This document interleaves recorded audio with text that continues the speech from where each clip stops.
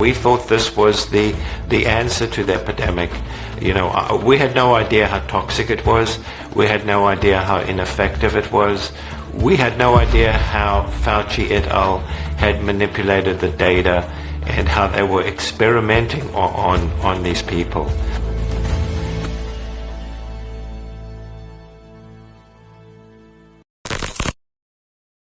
Pfizer asked to be compensated for the cost of any future lawsuits. In case of any side effects, Pfizer be exempted from all civil liability. They won't be able to sue Pfizer at home. This is vaccine terrorism. The conspiracy theories that all turned out to be true. The next pandemic. Why are you saying there's going to be a next pandemic, Bill? Why are you putting that juju on us? Certainly there will be more pandemics. You know, we'll have to prepare for the next one. That, you know, I'd say will get attention this time. So, are we as a global community now finally ready to do the hard work needed to prepare for the next pandemic?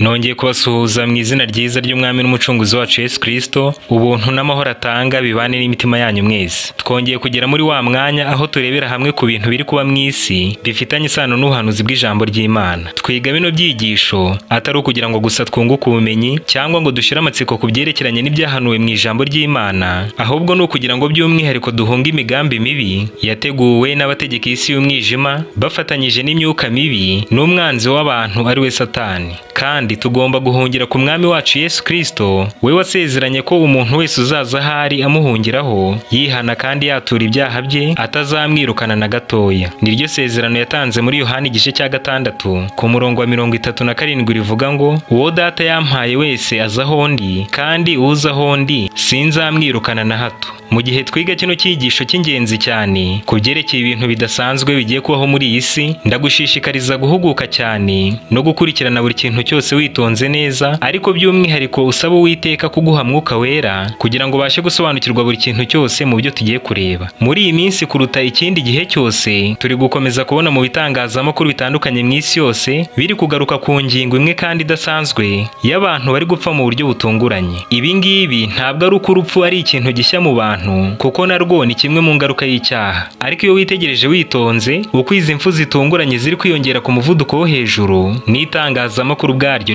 rikabyitangariza, ubaye ugira amakenga wabyitondera cyane, kuko bino siko byahoze mu bihe bitandukanye byabanje. Reka turebe ingero nke zimwe gusa muzimaze kugarukwaho muri uyu mwaka wa 2023.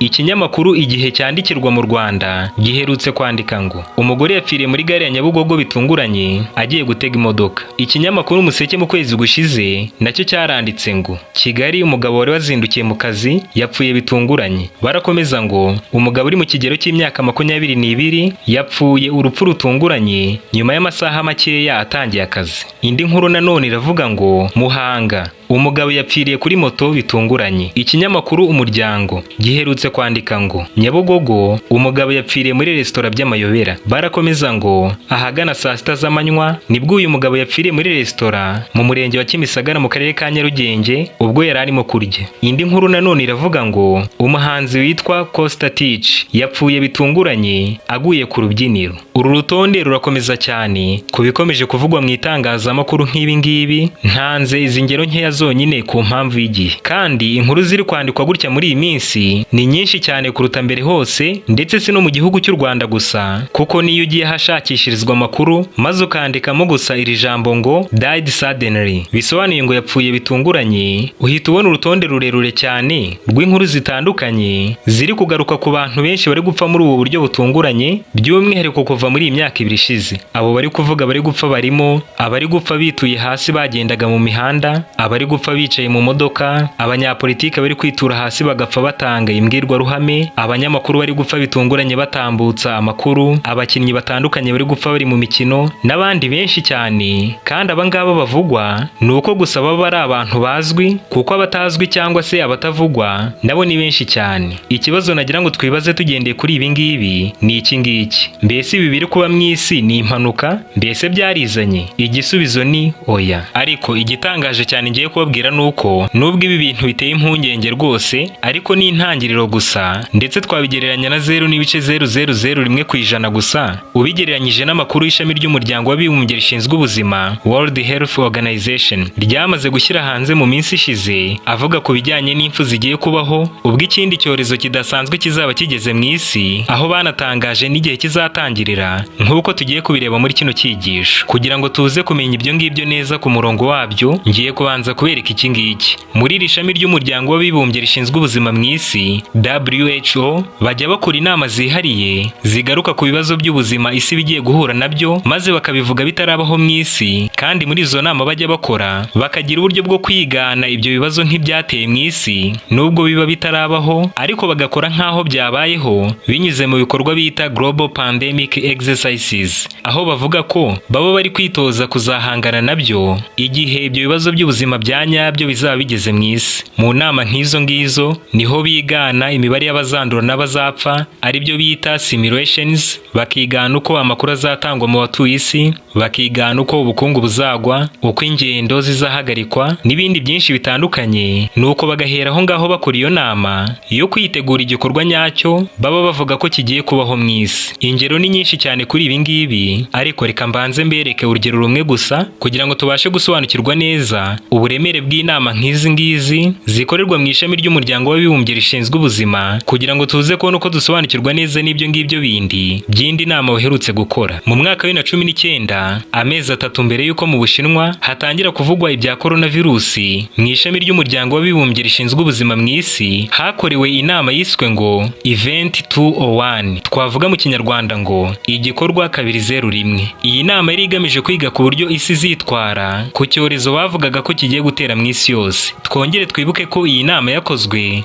nta kintu na kimwe cyerekeranye na COVID-19 cyari cyatangira kumvikana mu isi, haba no mu Bushinwa ubwaho. Mpisemo ko duhera ku by'iyo nama yakozwe icyo gihe kubera ko hari n'indi isa nkayo yongeye gukorwa ku yindi nshuro, noneho ivuga neza ku by'ikindi cyorezo kigiye kuzakurikiraho, aho batangaje n'itariki kizatera mu isi yose. Bityo rero ni ngombwa cyane kwitondera buri kintu cyose bavuzemo kugira ngo tuze gusobanukirwa neza. Reka tubanze dukurikire bimwe mu byari bigize iyo nama yiswe Event 201 yakozwe mu mwaka wa 2019, amezi 3 mbere y'uko umuntu wa mbere mu Bushinwa atangazwa ko yanduye COVID-19.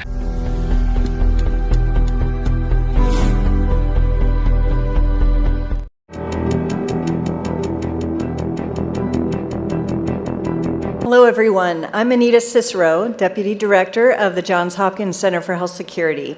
And today I will be your Master of Ceremonies for Event 201. Muraho neza mwese, nitwa Anita Cicero, umwe mu bayobozi bakuru b'ikigo cya Johns Hopkins, kimwe mu bishinzwe umutekano w'iby'ubuzima. Uyu munsi ninjye ugiye kuyobora kino kiganiro muri no nama yiswe Event 201 hamwe n'abafatanyabikorwa bacu barimo World Economic Forum n'umuryango wa Bill and Melinda Gates. Nishimiye kwakira bari muri no nama bose baturutse mu bice bitandukanye. The goal of the Event 201 exercise is to illustrate the potential consequences of a pandemic. Umugambi wa kino gikorwa cyiswe Event 201 ni ukugaragaza ingaruka zishoboka z'icyorezo kigiye kubaho ndetse n'ibibazo bikomeye kizateza mu mibereho y'abantu no mu by'ubukungu. Kino gikorwa kandi kiraza kugaragaza uruhare rukomeye cyane abikorera n'amareta yose bashobora kugira mu kwitegura ndetse no guhangana n'icyo cyorezo ubwo kizaba giteye mu isi. Abitabiriye ino nama tugiye kwiga ku buryo tuzitwara kuri icyo cyorezo dufatanyije n'ibihugu byose. The mission of the Pandemic Emergency Board is to provide recommendations to deal with the major global challenges arising in response to an unfolding pandemic. Umurimo w'iyi nama ishinzwe kwitegura icyo cyorezo ukubiyemo gutanga inama ku bihugu bitandukanye by'isi z'uko bazitwara igihe icyo cyorezo gikomeye cyane kizaba kibagezeho. Izi nama zigiye gutangwa ahangaha ziribanda cyane cyane ku bantu bari mu myanya ifata ibyemezo, yaba mu mareta atandukanye ndetse no mu miryango mpuzamahanga itandukanye. Muri kino kiganiro Tom Inglesby agiye kutwereka uko ibikorwa bigiye gukurikirana ubwo tugiye kuba tuganira muri iyi nama. Good morning. Igitondo cyiza. And thank you all for being part of this Pandemic Emergency Board. Kandi ndabashimiye mwese kuba mwaje muri ino nama igambiriye kwitegura icyorezo. We're at the start of what's looking like it will be a severe pandemic.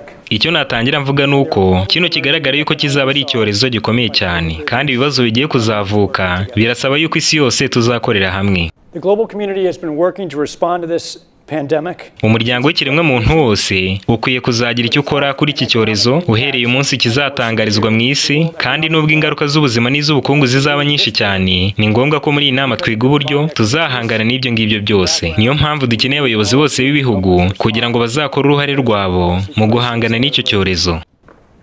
The purpose of this board is to advise leaders and national governments. Umugambi w'ino nama ni ukugira inama abayobozi batandukanye na za guverinoma, abashoramari n'imiryango mpuzamahanga itandukanye uko bashobora kwitwara kuri icyo cyorezo kigiye kuba, by'umwihariko bita cyane cyane ku bibazo mpuzamahanga bagiye kuzaba bahuriyeho. Izi nama tugiye gutanga ziraba zahoranyije ndetse zinareba isi yose. Mu gutangira kino kiganiro tugiye kureba amakuru yiganwe adushushanyiriza uko amakuru azatangwa ubwo icyo cyorezo nyacyo kizaba giteye. Reka tuyakurikire.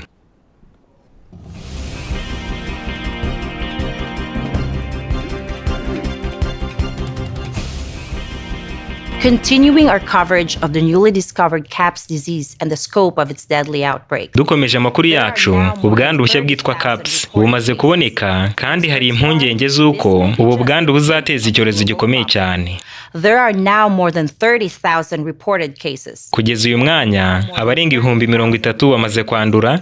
Experts warn this may be just the beginning of a global problem. Kandi impuguke mu by'ubuzima ziravuga yuko rino ari itangiriro gusa ry'ikibazo gikomeye cyane cy'isi yose. Umunyamakuru wacu mu by'ubuzima yaduteguriye kino cyegeranyo cy'ibyo tugomba kumenya kuri ino virusi nshya ikomeje gukwirakwira mu isi vuba cyane.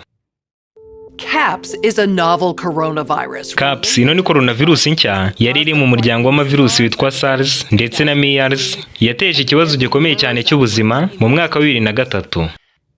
The virus appears to be spreading rapidly in densely populated. Ino virusi irimo irandurira cyane ahahuriye abantu benshi ndetse no mu miryango y'abaturanye cyane.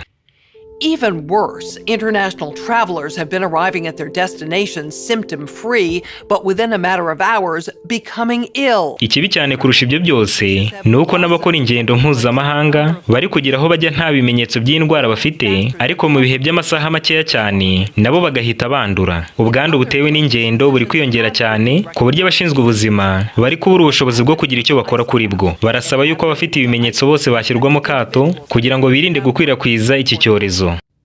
Global public health experts are very concerned about this disease. Impuguke z'ubuzima mu isi yose zihangayikishijwe cyane n'ino virusi nshya kandi bafite n'ubwoba bw'uko ino virusi yaca mu mwuka bityo bigatuma abantu bose bashobora kwandura iki cyorezo. Experts agree unless it is quickly controlled, it could lead to a severe pandemic. Abahanga mu by'ubuzima baravuga yuko ino virusi nitagenzurwa byihuse igiye guteza icyorezo gikomeye cyane mu isi yose. Okay, now we're going to get a briefing on the numbers and distribution of cases. Ubu noneho tugiye kubwirwa ku mibare yuko abantu bazaba bandura ndetse no ko bazaba bapfa dukomeje kugendera kuri aya makuru yiganwe. Scientists think each infected person in turn infects on average 2 more people. Abahanga mu by'ubuzima barimo baravuga yuko byibuze umuntu umwe wanduye ino virusi arimo kwanduza abandi bantu babiri. Ubushakashatsi buragaragaza yuko ino virusi iri kwandura cyane kurusha ibindi bicurane byose kandi ifite ingaruka zikomeye. Imibare y'abandura buri cyumweru irimo kwikuba kabiri, kandi tugendeye kuri iyi mibare ubwo abanduye bazikuba 16 muri buri kwezi nitudashyiraho uburyo bwo guhagarika ukwanduzanya. CAPS is a serious respiratory disease. Ino ndwara ya CAPS ni indwara ikomeye yibasira ubuhumekero, aho abayirwaye benshi bari gukenera guhabwa undi mwuka ndetse no gushyirwa mu bitaro. Ijanisha ry'impfu kuri ino ndwara ni 10%. Ibimenyetso by'iyo ndwara ni ukugira umunaniro, kurwara umutwe n'ibicurane, rimwe na rimwe ubona yuko bitanakomeye cyane. Abafite ibyo bimenyetso kuko bidakomeye barimo baragenda nk'uko bisanzwe, bagenda banduza abandi benshi cyane, ariko batazi yuko barimo barabikora. Farmers started getting sick. Aborozi batangiye kwandura, ariko bafite ibimenyetso bidakomeye cyane, birimo umunaniro mukeya, ibicurane bike, ariko bigenda byiyongera. Ino virusi yiswe ngo Coronavirus Associated Pulmonary Syndrome 2019, bisobanuye ngo indwara ya coronavirusi yibasira ibice by'ubuhumekero ya 2019. We could be looking at double the number of cases in 1 week. Imibare y'abandura izikuba 2 buri cyumweru kandi izikuba 16 buri kwezi nitudashobora guhagarika ikwirakwira ry'ubwandu. Ibyo ni ukuvuga ko abasaga 1 miliyoni bazandura mu kwezi kumwe, hanyuma mu mezi 3 abarenga 10 miliyoni bakazaba banduye.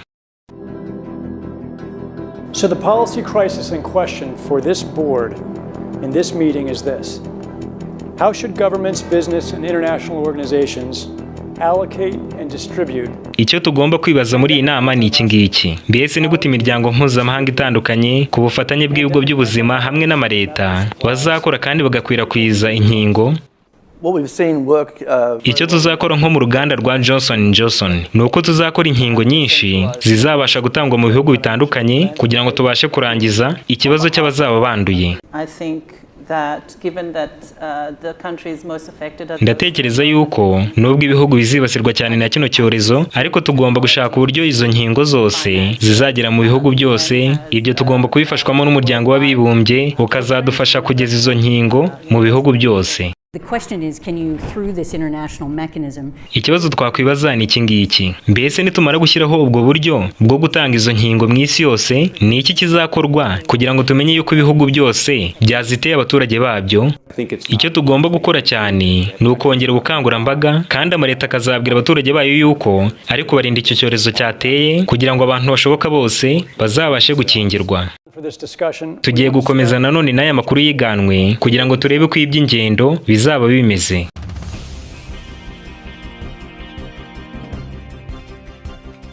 Public health agencies have issued travel advisories. Abashinzwe ubuzima bari gutanga inama zitandukanye mu bijyanye no gukora ingendo.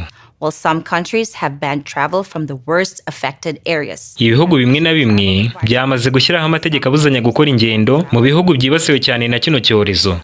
As a result, the travel sector is taking a huge hit. Nk'ingaruka y'ayo mategeko, icyiciro cy'ubwikorezi n'ingendo cyibasiwe cyane bikomeye. Izindi ngendo nyinshi zahagaritswe burundu. A ripple effect is racing. Ingaruka z'iyi myanzuro ziri kumvikana mu bice byose, aho ibihugu byibanda cyane cyane ku bukerarugendo nk'isoko y'ubukungu bwabyo birimo biribasirwa bikomeye cyane. How should national leaders, businesses and international organizations balance the risk of worsening disease that would be caused by the continued movement of people around the world? Mbese ni gute abayobozi b'ibihugu bazagerageza kuringaniza ingaruka za kino cyorezo bitewe no guhagarika ingendo zitandukanye ugereranyije n'ubukungu bw'ibyo bihugu? Ku bijyanye n'ingendo, ibi ngibi bigomba kuzasobanurwa neza. Hagomba kuzavugwa yuko ingendo zikenewe ari izangombwa gusa, ko ingendo zitari ngombwa zose zigomba guhagarara. Governments need to be willing to do things that are out of their historical perspective. Amareta agomba kwitegura kuzakora ibintu atari yarigeze akora na rimwe mu bihe bitandukanye. Bagomba kuzahangana n'iki cyorezo nk'abari kurwana indi ntambara yose. Reka noneho dukurikirane amakuru yiganwe ku bijyanye n'uko amakuru azatangwa. Countries are reacting in different ways. Ibihugu birimo birafata imyanzuro mu buryo butandukanye as to how best to manage the overwhelming amounts of dis and misinformation circulating over the internet. Kandi birimo birakora ibishoboka byose kugira ngo byirinde amakuru y'ibinyoma ndetse n'ay'ibihuha ari gukwirakwizwa ku mbuga nkoranyambaga. In some cases, limited internet shutdowns are being implemented to quell. Amakuru atambutswa ku mbuga nkoranyambaga arimo gusibwa kugira ngo batume ibihuha bidakwirakwira cyane. How much control of information should there be, and by whom? And how can false information be effectively challenged? Mbese ni gute tuzagenzura amakuru, kandi ninde tuzemerera kuvuga gusa, ndetse ni gute amakuru y'ibihuha azatubera imbogamizi ikomeye cyane? And what if that false information is coming from none se bizagenda bite ayo makuru y'ibihuha naturuka mu baganga babyize cyangwa se mu bari bagize guverinoma? Igikenewe cyane ni ukuzashyiraho uburyo bw'itumanaho bwo gutuma tumenya vuba abakwirakwiza amakuru y'ibihuha mu by'ubuzima bose kugira ngo babashe guhagarikwa bwangu.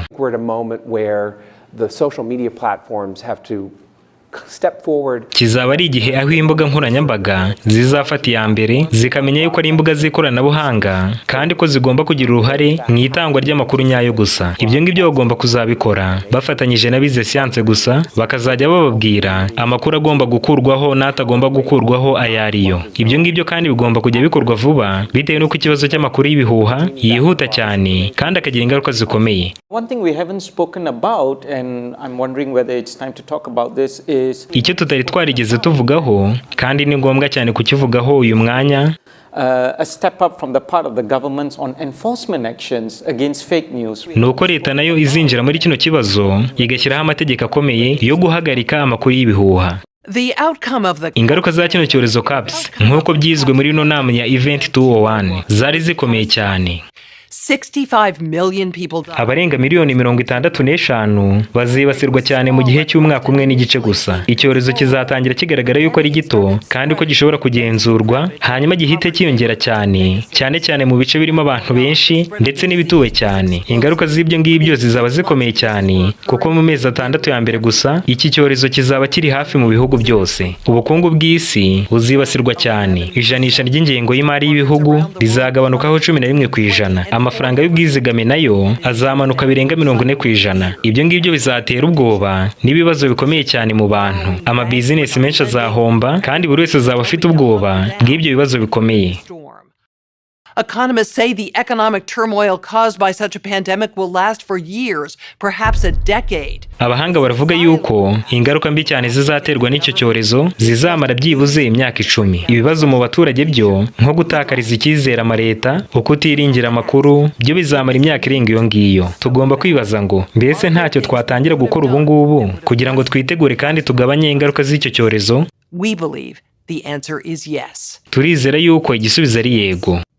So, are we as a global community? None se ubwo twebwe nk'isi yose twaba noneho twiteguye gukora umurimo ukomeye cyane needed to prepare for the next pandemic. Wo kwitegura icyorezo kigiye gukurikiraho?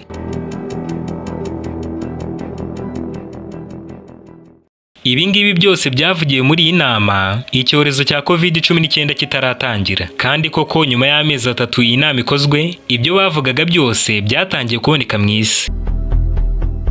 A mysterious respiratory illness with similarities to SARS has healthcare workers around the world on alert. The outbreak of a mystery virus in China.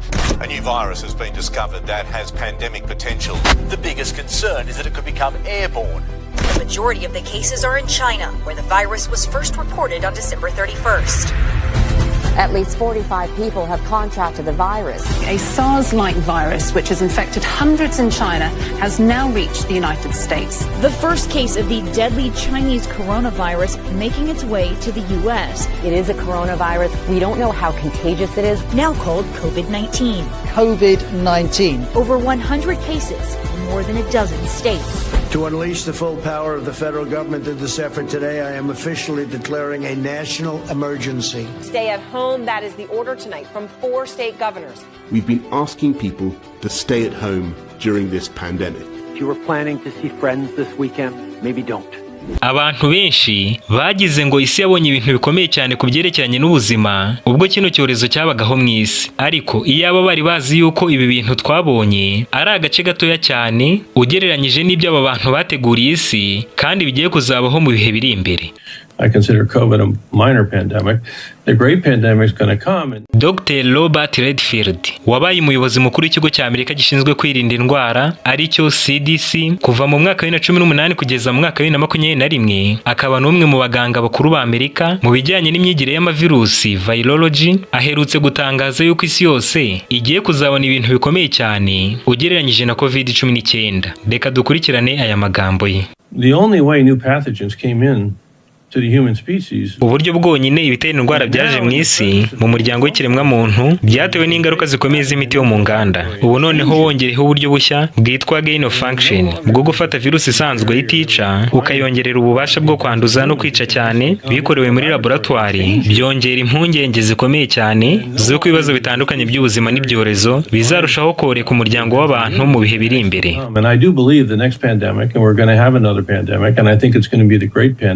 Kandi nizere yuko ikindi cyorezo kizakurikira kizaterwa n'ibyakorewe muri laboratoire, kandi tuzabona ikindi cyorezo gishya ndetse kizaba ari icyorezo gikomeye cyane urebye uko kizaba kimeze.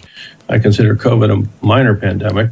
The great pandemic is going to come, and normally it would come from. Fata COVID-19 nk'icyorezo gitoya cyane ugereranyije n'icyorezo gikomeye cyane kigiye kuza, kandi kikazaterwa n'ingaruka zikomeye z'imiti n'ibikorerwa mu nganda. Izaba ari virusi igenda mu mwuka, noneho itangire kwandura umuntu ku wundi. Rero ikiremwamuntu kizibasirwa cyane, kandi nizeye ntashidikanya yuko ibyo bizabaho, ngendeye cyane cyane kuri ubwo bushakashatsi nabonye twagiye dukora bwitwa gain of function. And then we're going to have a pandemic which will be much more brutal to the world than COVID was. Ubwo rero bizatuma tugira icyorezo kizaba cyihuta cyane mu kwandura kinyura mu mwuka kandi kikibasira abantu. Kizaba cyica cyane mu isi yose kuruta uko byari bimeze kuri COVID-19. And then we're going to have a pandemic which will be much more brutal to the world than COVID was.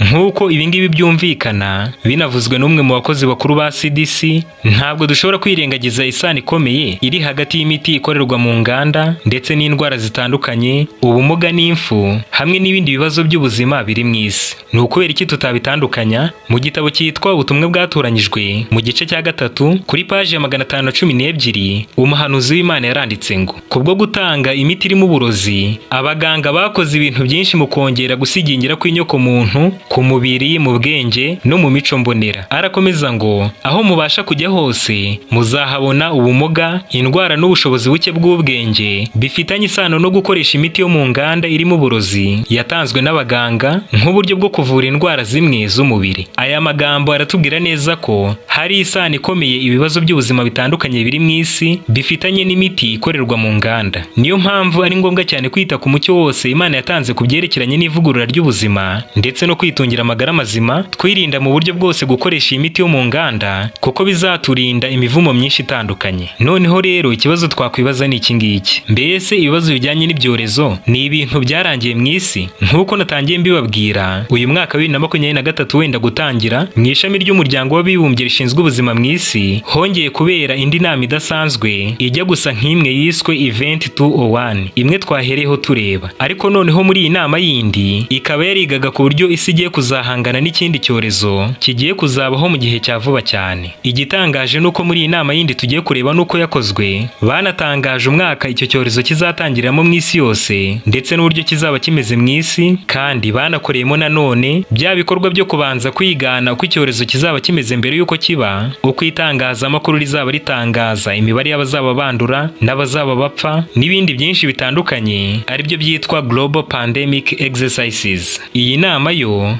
yari yiswe ngo Catastrophic Contagion. Ubigereranyije mu Kinyarwanda ni nko kuvuga ngo icyorezo cyandura kandi gikomeye cyane. Reka turebe bimwe mu bintu by'ingenzi byaganiriweho ndetse n'uburyo biteguye kuzitwara ubwo icyo kibazo gikomeye cy'ubuzima kizaba kigeze mu isi.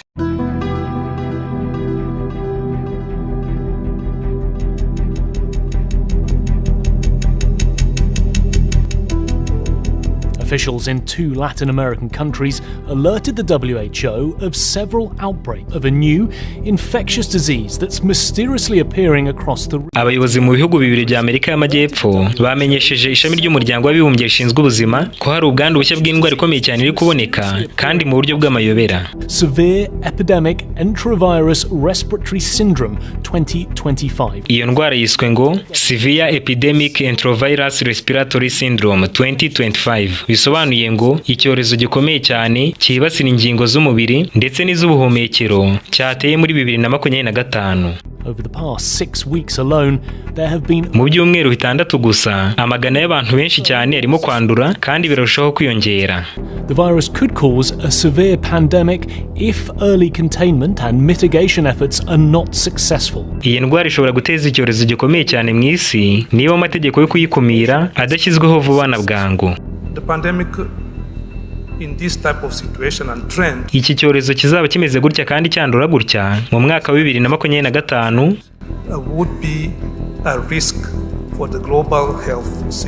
kizateza ingaruka zikomeye cyane mu cyiciro cy'ubuzima mu isi yose. Ibyorezo bigomba guhuzwa n'ubuzima n'ubukungu n'imibanire y'abantu ndetse n'ibindi byose bitandukanye kugira ngo bibashe kurangizwa. Uko ni nako tugomba gukora muri 2025. Ntabwo turavuga ku bijyanye n'ubuyobozi ndetse no ku bihugu bizitwara, kandi ahangaha tugomba kwitonda cyane. Imyanzuro tuzafata ntiyazagira imbaraga nitudakorana n'abayobozi bose b'ibihugu. Ntacyo twasimbuza ubuyobozi bw'ibihugu. Ni ngombwa yuko tuzafasha abayobozi ba buri gihugu cyose kugira ngo bazabashe guhangana n'icyo cyorezo muri 2025. Twagakwiye gutangira gutanga ibikoresho muri ibyo bihugu byose byo kuzatuma bahangana n'icyo cyorezo, kandi ibyo ngibyo bikazasaba yuko haboneka umwe mu baturage bose muri 2025. Muri uwo mwaka uburyo bwo guhanahana amakuru nibwo rufunguzo, kandi ubwo buryo bwo gutanga amakuru ntibugomba gukorwa n'abize siyanse gusa, ahubwo n'abize iby'imibanire y'abantu, abayobozi b'amadini yose ndetse n'abayobozi ba politike bagomba kuzafatanya natwe muri uwo mwaka wa 2025. Icyizere, icyo ngicyo nacyo ni ikintu gikomeye cyane. Murabona yuko icyizere cyatakaye muri no myaka mike yishize. Ibihugu byaterewe icyizere ndetse no hagati y'abaturage n'inzego z'ubuzima ndetse n'amareta ubwayo yaterewe icyizere, bityo kongera kubaka icyo cyizere mu baturage ni ikintu gikenewe cyane muri uriya mwaka wa 2025. In 2025 we need to strengthen the health system. Reka mbabwire yuko muri uriya mwaka wa 2025 birasaba yuko tuzaba dufite icyiciro cy'ubuzima gikomeye cyane, bitewe n'uko ikibazo cy'ubuzima nacyo kizaba gikomeye. WHO needs to be a voice for the voiceless. Ishami ry'umuryango w'abibumbye rishinzwe ubuzima rigomba kuzaba ijwi ry'abadafite uwo bavugira. No one is safe until all of us are safe. Nta numwe muri twebwe uzaba ufite umutekano keretse gusa twese dufite umutekano. As of today, there have been an estimated 1 billion cases worldwide. Kugeza uyu munsi abarenga miliyari imwe bamaze kwandura mu isi yose, with more than 20 million deaths, aho abarenga miliyoni 20 bari gupfa buri munsi, including nearly 15 million children. Ndetse n'abana barenga miliyoni 15 bamaze gupfa. As of today, there have been an estimated 1 billion cases worldwide, with more than 20 million deaths, including nearly 15 million children. Countless millions are alive but left with paralysis or brain damage. Abandi bamwe na bamwe basigaye ariko basigaranye ibibazo bya paralize bikomeye n'ibibazo by'ubwonko ndetse n'ibindi bibazo bikomeye by'ubuzima. Uko niko ibintu bimeze muri uyu mwaka wa 2025. The most successful countries are those which invested in preparedness. Ibihugu bitibasiwe cyane ni ibyashoye amafaranga menshi mu kwitegura kino cyorezo nk'uko bari barabibwiwe, and trained for this moment years in advance. Kandi bakaba baramaze imyaka babyitoza mbere yuko kino cyorezo gitera muri uyu mwaka wa 2025. This included having full-time pandemic preparedness and response teams. Ahangaha turavuga ku bihugu byumviye maze bigategura itsinda ry'abaganga bihariye bagombaga kuba bashinzwe gusa kwitegura iki cyorezo ndetse no kumenya uko bazitwara ubwo cyari kuzaba gitangiye mu isi. If more countries had participated and heeded the guidance, the toll might have been much less. Iyo ibihugu byose byaritwaye gutyo mbere y'uyu mwaka wa 2025 turimo kandi bikumvira amabwiriza yose byahawe, iyi mibare y'abari kwandura cyane n'abari gupfa cyane ahari iba yagabanutse.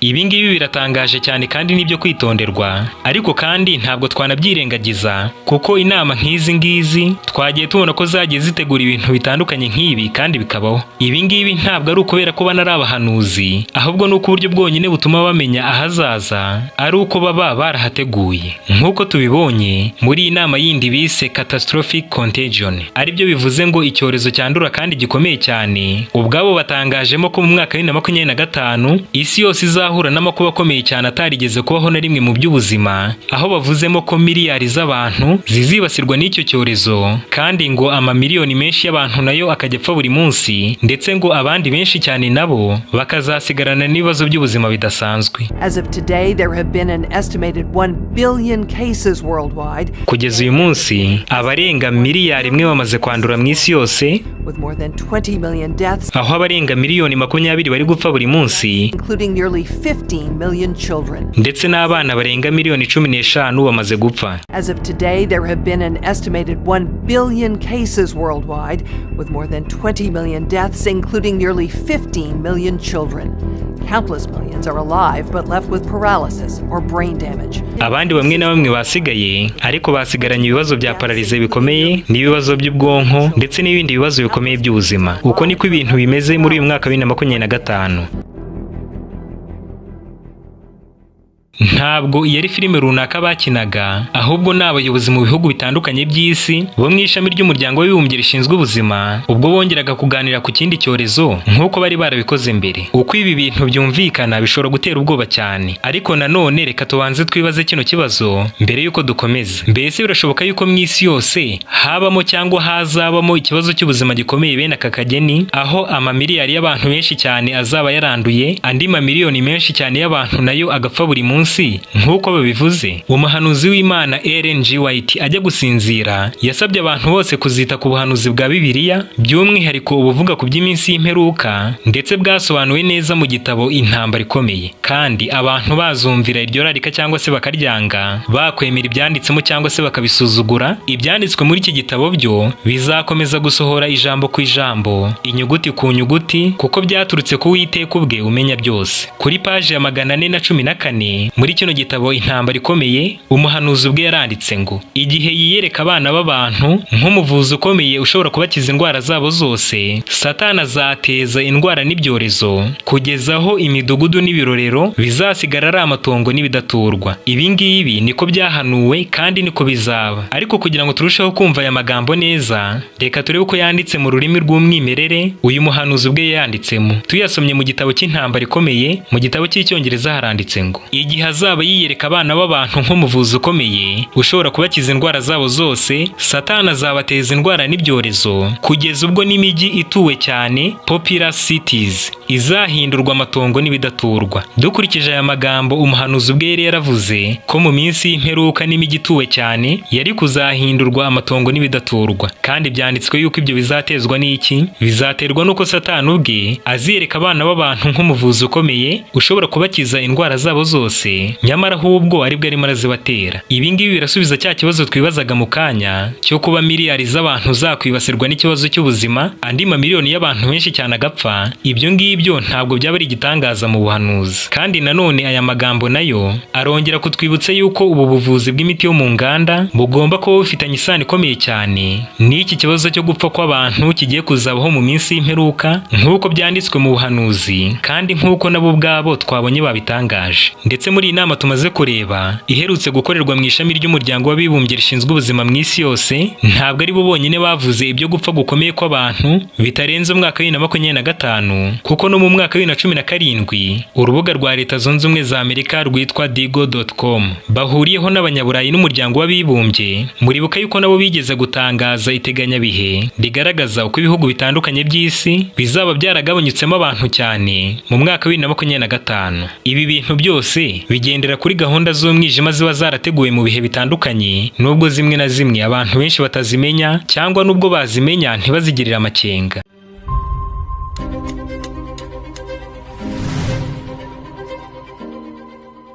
Reka dusubire gato mu mwaka wa 2001 aho ibiro bya gisirikare bya Leta Zunze Ubumwe za Amerika Pentagon ku bufatanye na guverinoma ya Amerika bateguye igikorwa bise Operation Dark Winter, bisobanuye ngo ibihe by'imbeho by'umukara cyangwa se ibihe by'imbeho bishishana. Kino gikorwa kikaba cyari kigizwe n'ibi byiciro bibiri bikurikira. Icyiciro cya mbere kwari ugutoza ibigo bitandukanye by'ubuzima bya Leta Zunze Ubumwe za Amerika uburyo bwo kuzakura no kuzakwirakwiza mu isi yose inkingo Leta Zunze Ubumwe za Amerika yari kuzakora kuzikoresha nk'intwaro aribyo bise bioweapon vaccines nk'uko tugiye kubireba. Icyiciro cya kabiri cya kino gikorwa cyiswe Operation Dark Winter cyari kigizwe no gutoza igisirikare cya Leta Zunze Ubumwe za Amerika kugira ubumenyi buhagije mu bijyanye no guhindura ibihe by'ikirere kugira ngo ibyo ngibyo bizakoreshwe nk'intwaro bise weather weapons, arizo zo guhindura ibihe by'ikirere ku bihugu byose byari kuzanga inkingo zari zigambiriwe gutangwa, nk'uko turi buze kubibona mu buryo burambuye muri raporo bwite yari ikubiyemo uko kino gikorwa cyiswe Operation Dark Winter cyagombaga kuzakorwa kubw'umugambi nawo turi buze kubona neza. Andi makuru amwe namwe ku byerekeye kino gikorwa cyiswe Operation Dark Winter ushobora no kuyabona ku rubuga rwa Wikipedia rwemewe na guverinoma ya Leta Zunze Ubumwe za Amerika. There was a simulation called Dark Winter. In 2001, during that year, he participated in something called Dark Winter, which was an emergency preparedness game at this Dark Winter exercise. And actually, it's Robert Cadlick who gave the exercise Dark Winter its name. There was a simulation called Dark Winter. Ikibazo kimwe abantu bashobora guhita bibaza ni iki ngiki: mbese ubuvuzi bwa Leta Zunze Ubumwe za Amerika buhuriye hehe n'igisirikare cyayo ko kino gikorwa cyiswe Operation Dark Winter cyari cyarateguwe na guverinoma ya Amerika ndetse n'ibiro bikuru bya gisirikare bya Amerika Pentagon, aho bari barimo baritoza ku bintu byari bigiye kuzaba mu isi mu myaka iri giye kuzakurikiraho. None ibigo by'ubuvuzi bya Amerika byo byajemo biti? Kugira ngo dusobanukirwe ibyo ngibyo, reka dukurikirane aya magambo y'uwitwa Celia Faber, umwanditsi ukomeye muri Leta Zunze Ubumwe za Amerika mu bijyanye n'ubuvuzi, asobanura ku by'imikorere y'ibigo bishinzwe ubuzima n'ubuvuzi bya Leta Zunze Ubumwe za Amerika. NIH, FDA na CDC n'ibindi bigo bitandukanye by'ubuzima bya Amerika. People don't realize these organizations are part of the US military. Abantu benshi ntabwo bazi yuko bino bigo ari bimwe mu bigize igisirikare cya Amerika. They function as military organizations. Ibi bigo by'ubuzima bya Amerika bikora nk'ibigo bya gisirikare bya Amerika. NIH na FDA na CDC n'ibindi bitandukanye byose biri munsi y'ubutegetsi bw'igisirikare cya Amerika. So these notions that we have that there should be freedom of scientific expression. Ubwo rero bino bitekerezo dufite by'uko hazabaho umudendezo mu bya siyanse, that's our fantasy. Ibyo ngibyo ni ubupfapfa bwacu. American science really falls under the direct command of the US military. Kubera ko siyanse ya Amerika iri munsi y'amategeko y'igisirikare cya Amerika. Rero ibi birumvikana neza ko ibigo by'ubuzima bya Leta Zunze Ubumwe za Amerika ari kimwe mu bintu iki gihugu gikoresha mu guhatira isi yose kugendera ku mategeko yacyo, nk'uko kinakoresha igisirikare cyacyo mu gukuraho abaperezida n'ibikomangoma bose batambamira gahunda za Amerika zigambiriye kuyobora isi yose. Nk'uko bigaragara muri raporo yashyizwe hanze n'uwitwa Robert F. Kennedy Jr., akaba ari umushakashatsi w'umunyamerika mu by'ubuzima n'imikorere y'inkingo, ndetse akaba ari n'umwana w'uwahoze ari perezida wa Amerika John F. Kennedy. Uyu mugabo w'umushakashatsi yashyize hanze ino raporo yerekana uko kino gikorwa cyiswe Operation Dark Winter cyari cyarateguwemo, aho ibigo by'ubuzima bya Amerika ndetse n'igisirikare cya Amerika bitozaga ku bintu byari bigiye kuzaba mu isi. Umwe mu bari bayoboye kino gikorwa akaba ari Dr. Anthony Fauci, wari umujyanama mukuru wa perezida wa Leta Zunze Ubumwe za Amerika mu by'ubuzima George W. Bush muri icyo gihe. Muri iyi raporo baranditse ngo abantu bari kuzagabwaho intwaro z'inkingo arizo bisemo ngo bioweapon vaccines binyuze mu gikorwa cy'icyorezo cyiganwe cyangwa se pandemic simulation, aho umwe mu bandi bantu bari bayoboye kino gikorwa ari uwitwaga Dr. Robert Cadlick, wari umwe mu baganga bakuru ba Amerika muri uwo mwaka.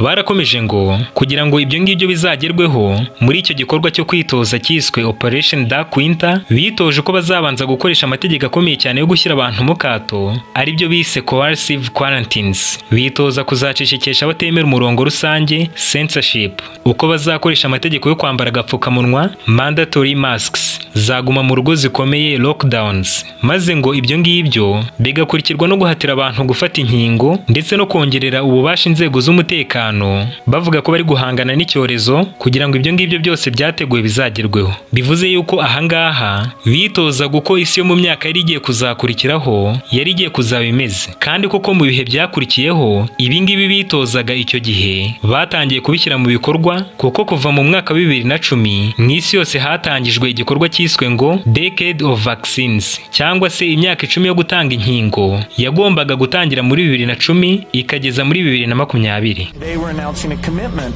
over this next decade which we think of as a decade of vaccines. The Bill and Melinda Gates Foundation put up $10 billion in 2010 to make the decades of vaccines to be from 2010 to 2020. Nubwo inkingo zitandukanye zatangwaga mu myaka yabanje, ariko muri iyi myaka 10 yiswe Decade of Vaccines yo guturuka muri 2010 kugeza muri 2020, buri wese asubije amaso inyuma kandi akitegereza neza yitonze, abona yuko ikigero cyo gutanga inkingo zitandukanye mu isi cyazamutse cyane mu buryo budasanzwe. Indwara zibaho n'izitabaho zose, iz'abantu bumvaga bwa mbere n'izindi zose zitandukanye, mu isi yose bategetse abantu kuzikingiza, bibanda cyane cyane mu bihugu bikiri mu nzira y'amajyambere ndetse n'ibifite ubwiyongere bw'abaturage buri hejuru cyane. Igitangaje muri ibi ngibi byose ni uko ukwiza inkingo zitandukanye zakomezaga gutangwa cyane mu isi yose, ni nako ikibazo cy'ubugumba cyangwa se kubura imbyaro nacyo cyakomezaga kuzamuka cyane. Reka dufate urugero rumwe. Nk'uko imibare y'ubushakashatsi mpuzamahanga ya Science Direct bigaragaza, ni uko mbere y'umwaka 2010 umuntu umwe gusa mu bantu 25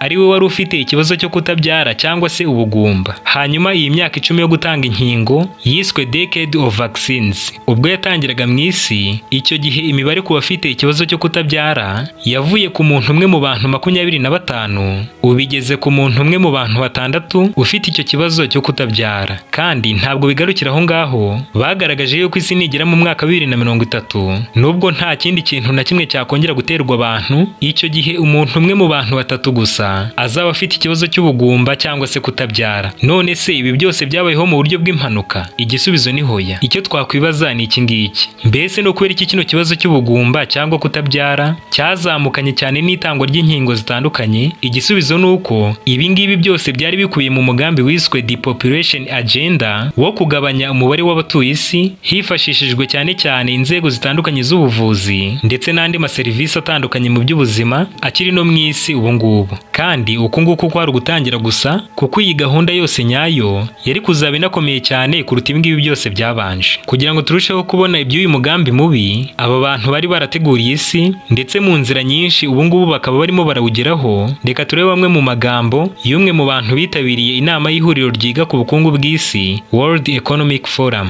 Akaba ari umwongereza witwa Jane Goodall ndetse akaba n'umushakashatsi ku bijyanye n'imyigire y'udukoko duto cyane, aho yavugiye muri iyi nama ya World Economic Forum ko ibibazo by'isi bizakemuka gusa umubare w'abatuye isi numanuka cyane ugasubira aho wari uri mu myaka 500 ishize. Reka dukurikirane aya magambo ye bwite avuga ibyo ngibyo. Do you mind, Jane, if I ask you just to pull your microphone a little bit closer to you, because I think that would be better. Jane, yegereze microphone yawe kugira ngo nkoze kino kibazo. Is it your belief that mbese wizera ute ku bijyanye n'ubwiyongere bw'abaturage b'isi?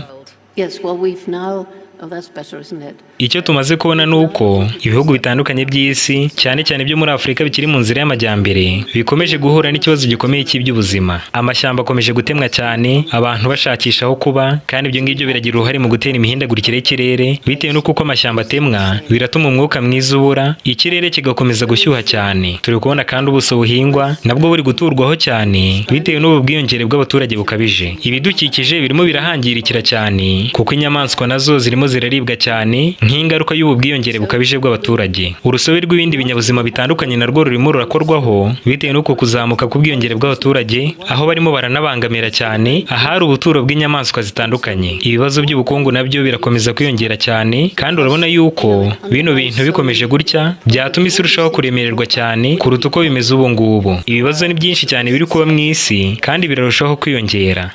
And then finally, we cannot hide away from human population growth. Ndetse bwa nyuma na nyuma ntabwo dushobora gutandukanya bino bibazo n'ubu bwiyongere bw'abaturage bukomeje kubaho mu isi. Because it underlies so many of the other problems. Kino kibazo nicyo shingiro ry'ibintu byose. All these things we talk about wouldn't be a problem if there was the size of population that there was 500 years ago. Kandi bino bibazo byose ntibyari kuzabaho umubare w'abaturage b'isi nusubiraho wari uri mu myaka 500 ishize. All these things we talk about wouldn't be a problem if there was the size of population that there was 500 years ago. Ibi mu yandi magambo bivuze kurimbura miliyari z'abantu, kuko nta bundi buryo wasobanuramo yuko uzasubiza umubare w'abatuye isi aho wari uri mu myaka 500 ishize uramutse udafite imigambi mibi. Kandi iyi gahunda barahiriye kuyigeraho uko byagenda kose. Nyuma rero yuko iyi myaka 10 yiswe Decade of Vaccines irangiye, isi yahise yinjizwa mu yindi myaka 10, ubwo no kuva muri 2020 kugeza muri 2030, imyaka bise ngo Years of the Great Reset. Bisobanuye ngo imyaka yo gukora impinduka zikomeye cyane mu isi yose. Izi mpinduka zikaba zaragombaga kwibanda cyane cyane ku mihindagurikire y'ikirere, climate change, aho bavuzemo yuko buri kintu cyose gifite uruhare mu guhumanya ikirere kigomba kugabanuka uko byagenda kose, kandi bateguye kuzakora impinduka mu bijyanye n'amafaranga, impinduka mu by'ubukungu, mu bya politike, mu by'imiyoborere no mu bindi byiciro bitandukanye. Ibi ngibi byo ntabwo ari ibintu umuntu agomba no gutangira ibihamya kugira ngo abantu babimenye, kandi buri wese yitegereje ahari arabona yuko ikintu cyose kiri mu mpinduka zikomeye, yaba mu by'ubuzima, mu bya politike, mu mibanire y'abantu, mu by'ubukungu n'ibindi byiciro byose by'ubuzima. Turabona yuko ibyo ngibyo byose biri mu mpinduka zikomeye, kandi kuko iyi gahunda y'impinduka zikomeye igomba gukora ku byiciro byose n'abantu bwabo, uko ni nako ubudahangarwa bw'imibiri y'abantu nabwo bwashyizwe mu mpinduka zikomeye. Ubu mu mibiri y'abantu benshi batuye isi, babizi cyangwa batabizi, naho hakaba harimo kuberamo impinduka zikomeye, kandi zigomba guhuzwa n'iyi gahunda yiswe The Great Reset yo kubanza gusenya ibintu byose uko byari bimeze, maze ngo bikongera bikubakwa mu buryo bushya. Mbese ni gute muri iyi gahunda ya 2030 n'abantu bwabo bagomba gukorwaho? Reka dukurikirane kino kiganiro cy'igitangazamakuru kimwe cyo muri Amerika, nabo bagaruka ku bya ya nama twarebaga yiswe Catastrophic Contagion, ivuga ku by'icyorezo kidasanzwe kandi kirimbura bikomeye kigiye kuzabaho bitarenze umwaka wa 2025. Let's talk about Bill Gates and the next pandemic. Reka tuvuge kuri Bill Gates n'ikindi cyorezo. Bill Gates and the World Health Organization have announced when we will see the next pandemic. And they have a date for us. Bill Gates n'ishami ry'umuryango w'abibumbye rishinzwe ubuzima bamaze gutangaza igihe tuzabonera ikindi cyorezo. So get this on your calendar, prepare, ubwo rero byandike kuri kalendari yawe kandi utegure ingendo zawe zose mbere, kuko byose tugiye kubirebaho mu mwanya. But you'll remember Bill Gates and the World Health Organization previously held what was known as the 2001 event 201. Ariko muribuka yuko Bill Gates na ino shami ry'umuryango w'abibumbye rishinzwe ubuzima mu isi mu bihe bishize bateguye igikorwa bise Event 201. And it was about the Event 201 exercise. It was a simulation involving a coordinated global response to a coronavirus. Kandi muri icyo gikorwa biteguraga icyorezo cyari kigiye kuba mu isi ndetse n'uburyo bagombaga kuzacyitwaraho. Ibyo ngibyo koko byahise bikurikirwa n'icyorezo cya COVID-19. So they're pretty good at predicting this stuff. Bano rero n'abahanga cyane mu kuvuga ibiba bigiye kuzabaho kandi bikabaho. I don't know how they pull this off. Ntabwo nzi uburyo babimenyamo, ariko icyo duhamye cyo nuko ibyo bavuga mbere bibaho. Fauci told Trump in 2017, not that there could be, not that there might be. Uribuka yuko na Fauci yabwiye Trump muri 2017 ati ntabwo ari bishoboka, ati kandi ntabwo duteganya ko, but there would be a pandemic during his presidency. Ahubwo ati hazabaho icyorezo mu buyobozi bwe. Yes. Yeah, and Obama ran. Yego, ndetse na Obama yavuze ibyo ngibyo abwira isi yose kwitegura icyorezo ubwo yari akiri umuyobozi. So they've just gotten together and they're doing it again now. Ubu rero bongeye bakora inama maze bavuga ku by'ikindi cyorezo. Bill and Melinda Gates Foundation, along with Johns Hopkins Center for Health Security and the World Health Organization. Hari harimo umuryango wa Bill and Melinda Gates Foundation, ikigo cya Hopkins gishinzwe umutekano w'iby'ubuzima ndetse n'ishami ry'umuryango w'abibumbye rishinzwe ubuzima mu isi. I wish I was making this up. Ushobora kugira ngo ibyo ngibyo nibyo ndimo ndahimba. But this is not a conspiracy theory. Cyangwa se wenda uti nama kuri ibihuha. They did this. Ariko nibyo bayikoze iyo nama kandi banatangaje igihe ikindi cyorezo kizazira mu isi. And they just conducted their next pandemic tabletop exercise. Banakoze n'imyitozo y'uko icyo cyorezo kizaba kimeze. It's called the Catastrophic Contagion. bakise ngo catastrophic contagion, bivuze ngo icyorezo cyandura kandi gikomeye cyane, ngo ibintu byose bizasubira muri guma mu rugo, imibare y'abazandura n'abazapfa iziyongera cyane kandi ngo bizaba ari ibihe bikomeye, ndetse inkingo nazo ntabwo bazibagiwe. Nk'uko mubizi ibi ngibi birategurwa hanyuma icyorezo kikaza maze n'inkingo zigakurikiraho. Ino rero ni video y'inshamake ivuga iby'iyo nama uko yari imeze, complete with simulated news reports. Ndetse inakubiyemo amakuru yiganwe y'uko icyo cyorezo kizaba kimeze. This is really what they're preparing for us. This video is called Get Ready. Ino video rero nayita ngo mwitegure. Watch. Nimuyikurikirane.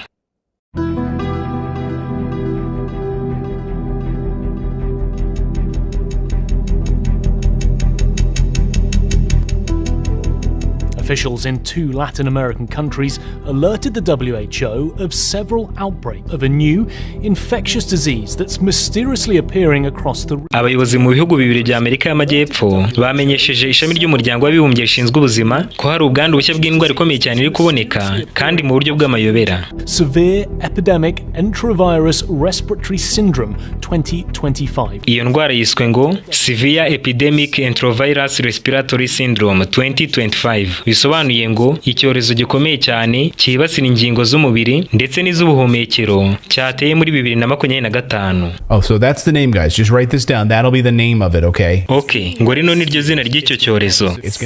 SEERS. Bakise SEERS 2025. It's going to be called the Severe Epidemic Enterovirus Respiratory Syndrome. Mu magambo arambuye ni icyorezo gitewe na virusi yica cyane yibasira ingingo z'umubiri ndetse n'iz'ubuhumekero muri 2025. In 2025 is when we'll see it. Ngo muri uwo mwaka nibwo iki cyorezo kizaba kiri mu isi. Hari hepfo banditse ko ari igikorwa biganye, ariko ntabwo ari ukukigana gusa kuko ni nakuno nyine bizagenda. Reka dukomeze dukurikire. Over the past 6 weeks alone, there have been mu byumweru bitandatu gusa amagana y'abantu benshi cyane arimo kwandura kandi birarushaho kwiyongera. The virus could cause a severe pandemic if early containment and mitigation efforts are not successful. Iyi ndwara ishobora guteza icyorezo gikomeye cyane mu isi niba amategeko yo kuyikumira adashyizweho vuba na bwangu.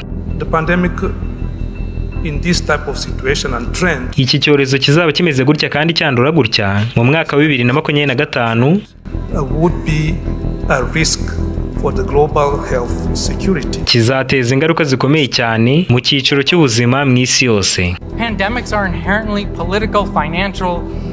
Ibyorezo bigomba guhuzwa n'ubuzima n'ubukungu n'imibanire y'abantu ndetse n'ibindi byose bitandukanye kugira ngo bibashe kurangizwa. Uko ni nako tugomba gukora muri 2025. We have not spoken on the leadership. Ntabwo turavuga ku bijyanye n'ubuyobozi ndetse no ku bihugu bizitwara, kandi ahangaha tugomba kwitonda cyane. Imyanzuro tuzafata ntiyazagira imbaraga nitudakorana n'abayobozi bose b'ibihugu. Oh really? That's an interesting point that she's making. Ino ni ingingo ikomeye cyane arimo aravuga ko abayobozi b'ibihugu nabo bazabakenera. Abayobora isi batatowe batanga amategeko y'ubuyobozi bumwe, hanyuma abayobozi b'ibihugu nk'abakozi babo bakayashyira mu bikorwa. Reka dukomeze dukurikire. There is no substitute. Ntacyo twasimbuza ubuyobozi bw'ibihugu. It's important to support the local response. Ni ngombwa yuko tuzafasha abayobozi ba buri gihugu cyose kugira ngo bazabashe guhangana n'icyo cyorezo muri 2025. Twagakwiye gutangira gutanga ibikoresho muri ibyo bihugu byose byo kuzatuma bahangana n'icyo cyorezo, kandi ibyo ngibyo bikazasaba yuko haboneka umwe mu baturage bose muri 2025. At this stage, communication is key. Muri uwo mwaka uburyo bwo guhanahana amakuru nibwo rufunguzo. And communication should include not just scientists with data. Kandi ubwo buryo bwo gutanga amakuru ntibugomba gukorwa n'abize siyanse gusa, but also social, religious and political leaders. Ahubwo n'abize iby'imibanire y'abantu, abayobozi b'amadini yose ndetse n'abayobozi ba politike bagomba kuzafatanya natwe muri uwo mwaka wa 2025. Trust. This is an essential issue. Icyizere, icyo ngicyo nacyo ni ikintu gikomeye cyane. And trust was broken. Murabona yuko icyizere cyatakaye muri no myaka mike yishize. Among countries, ibihugu byaterewe icyizere between populations and healthcare systems, ndetse no hagati y'abaturage n'inzego z'ubuzima ndetse n'amareta ubwayo yaterewe icyizere, bityo kongera kubaka icyo cyizere mu baturage ni ikintu gikenewe cyane muri uriya mwaka wa 2025. I'm very sorry to say that In 2025, we need to strengthen the health system. Reka mbabwire yuko muri uriya mwaka wa 2025 birasaba yuko tuzaba dufite icyiciro cy'ubuzima gikomeye cyane bitewe n'uko ikibazo cy'ubuzima nacyo kizaba gikomeye. WHO needs to be a voice for the voiceless. Ishami ry'umuryango w'abibumbye rishinzwe ubuzima rigomba kuzaba ijwi ry'abadafite uwo bavugira. No one is safe until all of us are safe. Nta numwe muri twebwe uzaba ufite umutekano keretse gusa twese dufite umutekano. As of today, there have been an estimated 1 billion cases worldwide. Kugeza uyu munsi abarenga miliyari imwe bamaze kwandura mu isi yose, with more than 20 million deaths, aho abarenga miliyoni 20 bari gupfa buri munsi, including nearly 15 million children. Ndetse n'abana barenga miliyoni 15 bamaze gupfa. As of today, there have been an estimated 1 billion cases worldwide, with more than 20 million deaths, including nearly 15 million children. Countless millions are alive but left with paralysis or brain damage. Abandi bamwe na bamwe basigaye ariko basigaranye ibibazo bya paralize bikomeye n'ibibazo by'ubwonko ndetse n'ibindi bibazo bikomeye by'ubuzima. Oh, okay, so that's how so I'm sorry. Okay, ibi ngibi nabyo murabyumvise neza. Biteye ubwoba cyane. You hear those numbers? 1 billion people. Ino mibare murayumvise ngo abarenga miliyari imwe bazaba bamaze kwandura icyorezo cy'igitangira. Okay. Millions of ngo amamiliyoni menshi y'abantu azapfa ndetse n'abana bazapfa ku bwinshi, and then those who are left will have brain damage and paralysis. So that's kandi ngo bazasigara bazaba bafite ibibazo bikomeye by'ubwonko ndetse na za paralize. That's what we'll have. That's how this is going to unfold. Ubwo ngubwo ibyo ngibyo nibyo tuzabona muri uyu mwaka wa 2025 ukurikije ibyavugiwe muri iyi nama. Reka dukomeze twumve. The most successful countries are those which invested in preparedness. Ibihugu bitibasiwe cyane ni ibyashoye amafaranga menshi mu kwitegura kino cyorezo nk'uko bari barabibwiwe, and trained for this moment years in advance. Kandi bakaba baramaze imyaka babyitoza mbere yuko kino cyorezo gitera muri uyu mwaka wa 2025. This included having full-time pandemic preparedness and response teams. Ahangaha turavuga ku bihugu byumviye maze bigategura itsinda ry'abaganga bihariye bagombaga kuba bashinzwe gusa kwitegura iki cyorezo ndetse no kumenya uko bazitwara ubwo cyari kuzaba gitangiye mu isi. Okay. I should also point out, I didn't recognize her at first. This is Jean Reserve. She used to be a CNN anchor. She used to be a CNN reporter. Okay, reka kandi mvuge yuko uyu mudamu ntabwo nari namumenye mbere ariko yigeze kuba umunyamakuru ukomeye wa CNN. Did she? Mbese niko biri? Yeah. Yego. So now, I mean, just goes to show you like the cozy. I didn't recognize her at first. Her hair is, she's older. Ntabwo nari nabanje kumumenya mbere bitewe nuko amaze gukura n'umusatsi we ukaba waramanutse cyane mu maso, ariko yari umunyamakuru ukomeye wa CNN. Uyu nguyu ndamuzi. This goes to show you the coziness between the mainstream media and the likes of like the Bill and Melinda Gates Foundation and the World Health Organization. Bino rero birakwereka isano ikomeye iri hagati y'itangazamakuru ndetse n'imiryango ikomeye cyane y'isi nk'uwa Bill and Melinda Gates Foundation, uw'ishami ry'umuryango w'abibumbye rishinzwe ubuzima ndetse n'ihuriro mpuzamahanga rishinzwe ubukungu bw'isi. Bakoresha rino tangazamakuru cyane kugira ngo bashe gutambutsa ubutumwa bwabo. Yes, but we've been freelance journalists before. Natwe abenshi muri twe twakoreye bino bitangazamakuru bikomeye mbere yuko twinjira muri no tangazamakuru ryigenga. Abangaba rero turabizi yuko baba bafite umurimo ukomeye cyane w'agahato kandi ubabaje ariko bemeye kuwukora babizi. And I saw this circulating online really quick.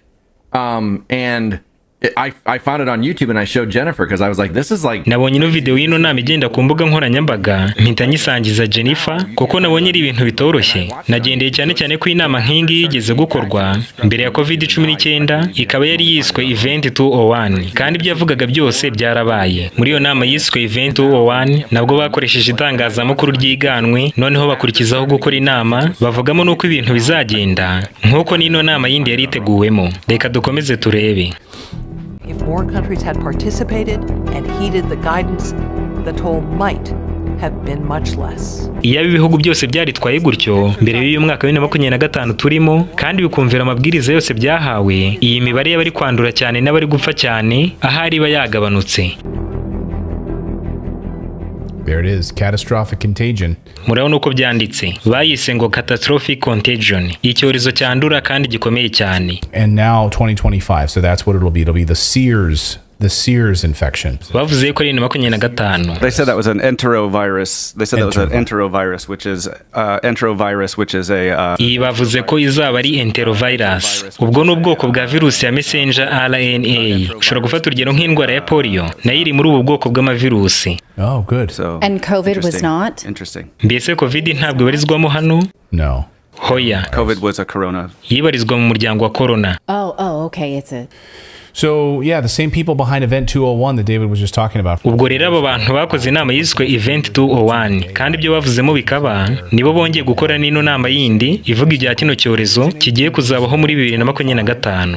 And get ready. Ubwo rero 2025 muzabe mwiteguye. Uretse gusaba abayobozi bo mu muryango wa Bill and Melinda Gates Foundation nabo mu ishami ry'umuryango w'abibumbye rishinzwe ubuzima harimo n'intumwa zihariye mu bari bayoboye ino nama by'umwihariko ziturutse mu bihugu bitandukanye from Senegal, Rwanda, Nigeria, ziturutse muri Senegal, mu Rwanda, muri Angola, muri Singapore, mu Budage n'ibindi bihugu bitandukanye bikomeye. Abangaba nibo bari mu bayoboye ino nama. Bavuze imibare y'abazibasirwa ko bazaba ari benshi, bababariye mu mamiliyari, abazapfa nabo buri munsi barenga amamiliyoni, kandi ngo zaguma mu rugo n'andi mategeko y'agahato azongera kubonekamo cyane. Inkingo kandi ubwo ngubwo nazo zigomba kuba zihari muri ibi ngibi byose. Yeah.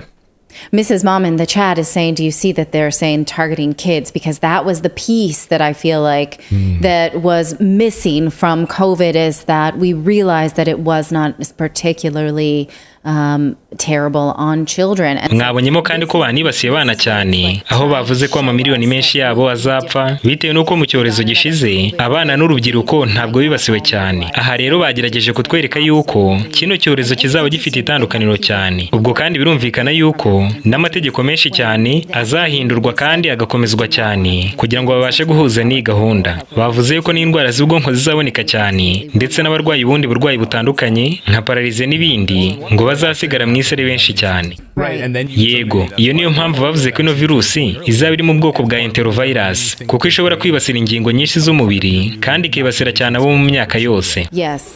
So this 2007 they had a lockdown in place, we learned. Igitangaje nuko guverinoma ya Amerika kuva mu mwaka wa 2007 bateguraga yuko isi igihe kimwe izajya muri guma mu rugo zikomeye cyane zitari zarigeze kubaho na rimwe. Bavuze yuko bazafungirana abantu bose kugeza ubwo babonye urundi rukingo rushya. Ino yari inama yakozwe n'abajyanama bakuru batandukanye ba Leta Zunze Ubumwe za Amerika bagambiriye kwitegura icyo cyorezo ngo bazakumira cyane ahateraniye abantu benshi no gufunga akazi katari ngombwa ndetse n'ibindi bitandukanye. Ngo ibyo byose bizakorwa ni izina ryo kurwanya ikindi cyorezo gikomeye cyane. Ano ni amagambo amwe yuko icyo cyorezo giteguyemo. Baravuze ngo muri icyo gihe cy'icyorezo umugambi uzaba ari ukugabanya uko iyo virusi ikwirakwira kugira ngo hazaboneke umwanya uhagije wo gukora urukingo ndetse tunagabanya ibibazo bikomeye cyane bizaba biremereye icyiciro cy'ubuzima cyane.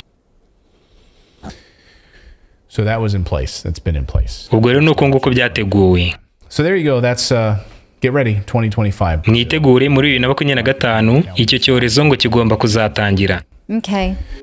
Ikibazo si uko bino bitazabaho kuko niba barabiteguye gutya ntabwo bari gukina. Ahubwo icyo twakwibaza ni iki ngiki. Mbese ni ikihe kintu cyazagira uruhare rukomeye cyane kigatera ukubaho kw'iki cyorezo gikomeye kidasanzwe? Umuntu wese ashobora gutanga ingingo ye. Ariko nimureke tugereranye ibi ngibi n'aya magambo yandi umuhanuzi w'Imana yanditse mu gitabo cy'ubutumwa bwatoranyijwe volume ya 2 kuri page ya 524. Umuhanuzi w'Imana yaranditse ngo impfu nyinshi zagiye ziterwa no guhabwa imiti kurusha uko zatewe n'izindi mpamvu zose zishyizwe hamwe. Iyaba mu gihugu harabayeho umuganga umwe mu mwanya w'uko haba abaganga ibihumbi, umubare munini w'impfu z'imburagihe uba warahagaritswe. Arakomeza ngo abaganga ntabarwa ndetse n'imiti y'amoko menshi bakoresha byagiye biteza umuvumo abatuye isi kandi byajyanye abantu ibihumbi byinshi mu bituro byabo imburagihe. Aya magambo icyo duhamiriza ni iki? Ni uko udashobora gutandukanya na gatoya impfu nyinshi z'abantu ziba mu isi n'iyi miti ikorerwa mu nganda, kandi abantu babyemera cyangwa se bakabihakana. Uko niko kuri kutavuguruzwa. Iyi ni nayo mpamvu iki cyorezo bavuze ko kigiye kandi kigomba kuzibasira isi yose mu mwaka wa 2025 tugomba kukirebera cyane mu mucyo w'ibyo umuhanuzi ubwe yavuze ko biri ku isonga mu gutera impfu nyinshi z'abantu mu isi ariyo miti ikorerwa mu nganda. Dr. Julian Mikovits ni umuganga wari ukuriye ishami ry'ubushakashatsi muri kaminuza yitwa George Washington University yo muri Leta Zunze Ubumwe za Amerika, akaba n'umwarimu w'inzobere wigishaga muri kaminuza zitandukanye z'ubuvuzi muri icyo gihugu no mu Burayi. Uyu muganga yirukanywe mu mwaka wa 2021 bidatewe n'impamvu izo arizo zose mu by'iyobokamana, ahubwo bitewe n'ubushakashatsi ubwe yikoreye ku bijyanye n'izi nkingo za messenger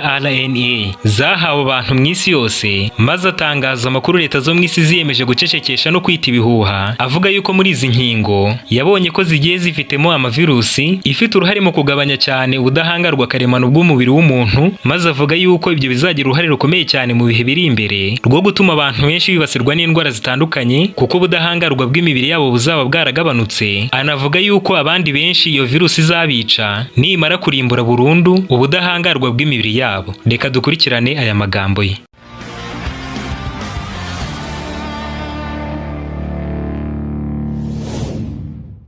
Hi, this is James Grunberg with American Media. Muraho neza, yo ni James Grudving. Ndi umunyamakuru muri kino kiganiro cya Unrestricted Truth. Uyu munsi turi kumwe n'undi mutumirwa udasanzwe kandi w'ingenzi cyane. Ndi kumwe na Dr. Judiane Mikovits kuva muri leta ya California. Judy, great to see you. Judy, ni byiza kubana nawe. Great to see you, James. Thanks for having us. Yego, ni byiza James, urakoze cyane. So tell the audience a little bit about your background. Banza ubwire abadukurikiye uwo uriwe. Ndi umuganga muri Amerika wabonye impamyabumenyi ya mbere y'ikirenga mu by'ubuzima mu cya 1980. Nize cyane cyane ku bijyanye n'imikorere y'ubudahangarwa bw'umubiri w'umuntu, immunologist. Nyuma nabaye umwarimu mukuru ushinzwe iby'ubuvuzi muri kaminuza yitwa George Washington University mu ishami ry'ubushakashatsi ndetse n'imikorere y'ubudahangarwa bw'umubiri w'umuntu. Nyuma yaho nakoze muri FDA yo muri Amerika mu kugenzura ubuziranenge bw'imiti n'uko ikorana n'ubudahangarwa karemano bw'umubiri w'umuntu. Nigishije kandi ibijyanye n'ubudahangarwa bw'imibiri y'abantu muri kaminuza zitandukanye mu bihugu byo mu Burayi. Nari umwe mu baganga bakuru muri Amerika kugeza mu mwaka wa 2021 ubwo ntashoboye kumvikana na Dr. Fauci na bagenzi be ku bijyanye no gukora ndetse no kwemera zino nkingo nshya zikozwe mu buryo bwa messenger RNA. Nabonye yuko hari ibintu byinshi by'itandukaniro zino nkingo zizagira ku bantu bitewe na buno buryo bushya zikozemo. Abantu ibyo ngibyo byumve neza. Winjiye mu mashami makuru y'ubuzima muri Amerika mu mwaka wa 1983 na mbere yuko Dr. Fauci aba bwa mbere umujyanama mukuru wa perezida wa Amerika mu bijyanye n'ubuzima kuko yatangiye bwa mbere mu mwaka wa 1984. Noneho reka nkubaze kuri ibyo ngibyo waruvuzeho. Kuva ku musozo w'umwaka wa 2020 urukingo rwa mbere rukozwe mu buryo bwa messenger RNA rwatangiye gutangwa, ndatekereza yuko ari Pfizer rutanze. Yaba wowe na bagenzi bandi birukanywe mwazize gushidikanya kuri zino nkingo kandi mwari mubifiteho ubumenyi buhagije kuko mwari no mu bagenzura imikorere yazo. Tumaze kubona gahato gakomeye cyane kari gushyirwa muri ritangwa ry'inkingo, twatangiye kubyitondera cyane kandi twagiye tugereranya amakuru y'ibivugwa kuri izo mpande zombi, yaba mwebwe abizi by'ubuzima ariko mutemera zino nkingo ndetse n'abagenzi banyu bo ku rundi ruhande ariko bazishyigikiye. Nyuma yaho twatangiye kubona amakuru aturutse kuri mwebwe ko zino nkingo ziri gutera kandi ziri mu bizanatera impfu nyinshi imbere. None ikibazo ni iki ngiki, ukurikije ayo makuru atanze wowe na bagenzi bawe ko zino nkingo zigabanya ubudahangarwa bw'imibiri y'abantu, ibyo kandi bikazabagiraho ingaruka zikomeye. Are we going to see potential mass die-offs from these vaccine injections? Mbese twaba tugiye kuzabona ugupfa kw'abantu benshi biturutse mu kuba izi nkingo zaratanzwe? We can if we don't change everything. Yego niko biri niba ibintu byose bidahindutse kandi ubwo byinshi byamaze gukorwa ku buryo amahirwe y'ibyahinduka ari makeya cyane. Nahamagariye abantu bose kutazikingiza zino nkingo, nsaba n'abayobozi bakuru ba Amerika bashinzwe iby'ubuzima guhagarika kuzitanga mu isi, ariko bampinduye umusazi wuzuye maze bahita bananyirukana. Nubwo nari maze imyaka 40 yose nkora ubushakashatsi kandi nigisha ku bijyanye n'imikorere y'ubudahangarwa bw'umubiri w'umuntu muri kaminuza zitandukanye. Ibyo byose babihinduye ubusa maze bavuga yuko nasaze. Ibyo ngibyo byose nagiye kubivuga maze kwikorera ubushakashatsi bwanjye bwite kuri izi nkingo, nkareba uburyo bw'ubwiru zikozwemo ndetse nuko zibasira ubudahangarwa bw'imibiri y'abantu. Ubwo rero ikiri muri izi nkingo mu magambo make nacyita vaccine AIDS, mu magambo arambuye vaccine acquired immunodeficient virus. Ikaba ari virusi mbi igabanya ubudahangarwa bw'umubiri w'umuntu, ikaba yamuteza ibibazo bikomeye mu bihe biri imbere. V-AIDS, don't let them out of it. It's vaccine AIDS. Reka twe kuyita V-AIDS. Iyo ngiyo ni impine, ahubwo reka tubivuge mu buryo burambuye. Ni vaccine AIDS, vaccine acquired immunodeficient virus. Virusi igabanya ubudahangarwa bw'umubiri. Vaccine AIDS. Absolutely. Uravuze ngo ni vaccine AIDS. Yego niko biri. Call it, don't abbreviate it, call it directly vaccine AIDS. mwe kujya muyivuga mu mpine ahubwo mujye muyivuga mu magambo arambuye ko ari vaccine AIDS, virusi igabanya ubudahangarwa bw'umubiri w'umuntu ikaba izateza indwara zikomeye cyane. Ibyo nakumva yuko biri mu bwiru bukomeye mu bijyanye na zino nkingo, kandi abagabo bazikoze ntabwo bigeze bihishira yuko bashaka kugabanya abaturage b'isi ndetse no kubagenzura bikomeye cyane. None se ubwo birashoboka yuko niba abantu benshi barateye iyo virusi bazahura n'ibibazo bikomeye by'ubuzima, ko tureba abantu nta kibazo bafite? Icyo navuga, abantu bafite ikibazo gikomeye cyane nubwo batabizi, kandi kibabaje ntabwo bahita bapfa kumenya yuko icyo kibazo bagifite. Iyo virusi ya vaccine AIDS njye ubwanjye niboneye mu rukingo, iri mu bwoko bw'amavirusi agabanya ubudahangarwa bw'imibiri y'abantu, immunodeficient virus, nk'uko na virusi ya sida ikora. Ino ni virusi mbi cyane kuko mu mizo ya mbere uyifite adashobora kumenya na gatoya yuko ayifite, nyamara yo iri mu murimo wayo wo kugabanya ubudahangarwa bw'umubiri w'uyifite. Nibyo koko umwaka umwe, 2, 3 ishobora gucaho utaratangira kubona yuko hari ikibazo ufite, ariko ntibiba bivuze yuko utagifite. Mu bijyanye no gukora imiti n'inkingo, ubwo buhanga turabugira. Dushobora guha umuti runaka igihe ushobora kumara mu mubiri urimo urawuvura, kimwe n'uko dushobora guha virusi runaka igihe nayo ishobora kumara mu mubiri irimo irawangiza. Ubwo bushobozi bwombi turabufite. Niyo mpamvu nabwiye Fauci na bagenzi be yuko bakwiye guhagarika bino bintu byihuse, kuko nabonye neza yuko batarimo baravura indwara, ahubwo barashaka kuzateza ikibazo gikomeye abantu. Ibi ngibi nashatse kubijyana mu rukiko, ariko banze kunyakira kuko abo muri CDC n'abo muri FDA bose bagiye bavuga yuko nasaze, ko nsigaye mvuga gusa ibintu biterekeranye. Ngiye kuzashyira hanze ubwo bushakashatsi nakoreye muri laboratoire, mbwerekane kandi busobanura, ngaragaza uko izi nkingo zubatswemo n'uburyo zagenewe kwibasira ubudahangarwa bw'imibiri y'abantu, kandi bikaba bizabagiraho ingaruka zikomeye. Natangajwe cyane nuko bagenzi banjye b'abaganga twagiye dukorana, nyuma nabo bakaza kwitandukanya n'ibigo by'ubuzima bitewe no kutumvikana nabyo ku bijyanye n'imikorere y'izi nkingo. Abenshi muri bo baje kwicwa bitunguranye. Ubwo icyo bashatse gukora ni ugucecekesha abatangabuhamya bose. Nibyo guhagarika ubuhamya bwose bw'ababizi.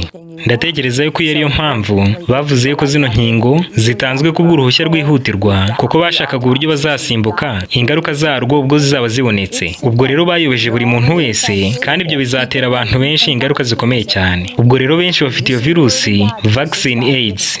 It's not your own God-given immune system attacking you. It's the poison your immune system's trying to avoid. Ntabwo ubudahangarwa karemano bw'umubiri wawe aribwo bufite ikibazo cyo gutuma uhura n'indwara, ahubwo n'uburozi buri mu rukingo ubudahangarwa bw'umubiri wawe bugerageza guhangana nabwo, ubwo burozi nibwo buzakwibasira.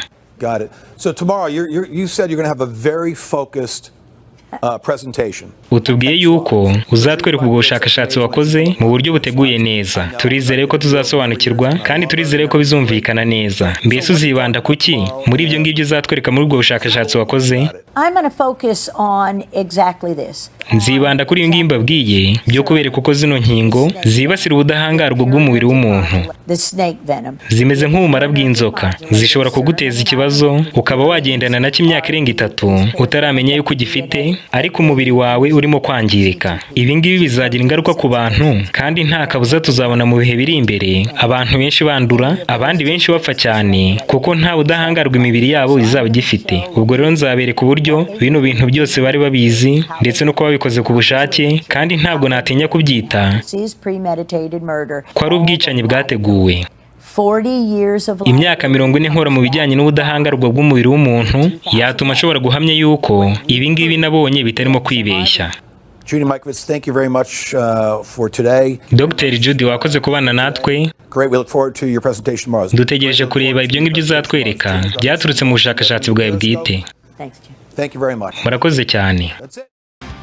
Muribuka yuko amagambo nk'aya ngaya na Dr. Rashid Buta wize cyane ibijyanye n'imikorere y'umubiri, nawe atagendeye ku mpamvu izarizo zose mu by'iyobokamana, ahubwo agendeye ku bumenyi bwe busanzwe bw'isi, yavuze ibimeze nk'ibi ngibi. Reka twongere turebe aya magambo ye. Muri iki gihugu abadogiteri ndetse n'abaganga bize ubuvuzi barimo kubuza abantu gufata urukingo rwa COVID-19 no kwanga amategeko y'ubuzima nko kwambara agapfukamunwa. Ndibwira yuko mwumvishe by'umudogiteri umwe wavuze ibintu bitangaje cyane ku nkingo ndetse na COVID-19. Twatekereje rero yuko ari ingenzi kuri rubanda kugira ngo tumuzane twumve imyumvire ndetse n'ukuri cyarimwe, bitewe n'uko we ndetse n'abandi baganga bakomeye babasha kugera kuri miliyoni nyinshi z'abanyamerika. Iki ni icyegeranyo ndetse n'ikiganiro twagiranye nawe. Dr. Bufar Rashid afite miliyoni y'abamukurikira ku isi kandi ni umwe mu baganga barimo gukwirakwiza ibinyoma kuri COVID-19. Abantu benshi barimo baricwa n'inkingo kurenza uko barimo kwicwa n'icyorezo COVID. Yanditse ku rubuga rwa Twitter ngo benshi mu bikingije bazaba barapfuye muri 2025. Ariko ikintu gikomeye tumaze gutangaza ni amakuru atari ayo yuko COVID ari umugambi wapanzwe maze ugashyikirirwa na politike nk'uburyo bw'ibanga bwo kugabanya abaturage b'isi. Mbese wizera yuko icyorezo cyateguwe? Yego rwose, ariko ntuzi uwagiteguye ndetse ntuzi n'impamvu. Yego, nizere yuko ashingiye ku bushakashatsi bwakozwe. Mu by'ukuri intego ari ukugabanya abaturage no kugabanya uburyo bororoka. Butari agereranya COVID-19 n'intambara ya kabiri y'isi, na Dr. Anthony Fauci akamugereranya na Adolf Hitler. Dr. Fauci ni umwicanyi, ni nk'uko wavuga Hitler. Dr. Fauci ni iki mu ntekerezo zawe? Ni umuganga ukomeye cyane muri iki gihugu, ariko wowe umugereranya nka Hitler? Mbese ibyo ntibitangaje? Umuntu wishe miliyoni 6 z'abayahudi. Ndibwira yuko imibare igiye kuzazamuka cyane ubu ngubu.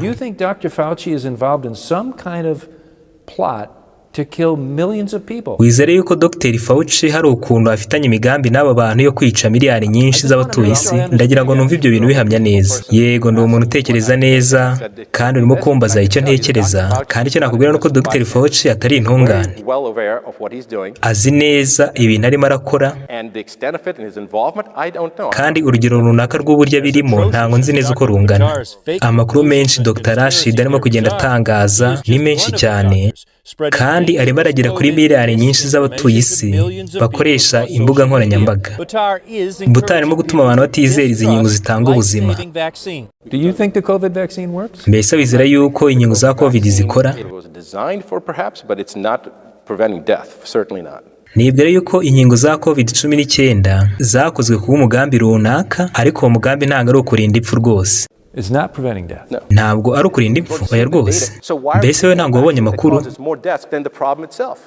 Ni gute wafata inkingo zirimo guteza impfu nyinshi kurenza ikibazo ubwacyo? Miliyari 6 za dozi z'izi nkingo zimaze gutangwa. Uramutse rero umunyakuri, abantu baba barimo gupfa ahantu hose. Ntabwo iki kintu gihita gikora mu buryo bwahuranyije. Buri nkingo zose zihabwa igihe runaka. Uzagende wiga ibigize inkingo n'uburyo zikorwa. Interuro yuzuye ni uko inkingo zose zihabwa igihe runaka cyo gukora. Yego rwose, inkingo zikorwa mu buryo zizagera ku musaruro mu gihe runaka. Siyanse yuzuyemo ibinyoma bitewe n'amakuru yatariyo Butari yakuye kuri Instagram ndetse na Facebook, ariko aracyakomeje kuba kuri Twitter na Telegram, kandi n'urubuga rwe rwuzuyeho amakuru menshi atariyo. Dr. Rashid akomeza kuvuga aya makuru menshi yerekeranye n'ubuzima, none ntabwo arimo kumwambura lisansi ye y'ubuvuzi.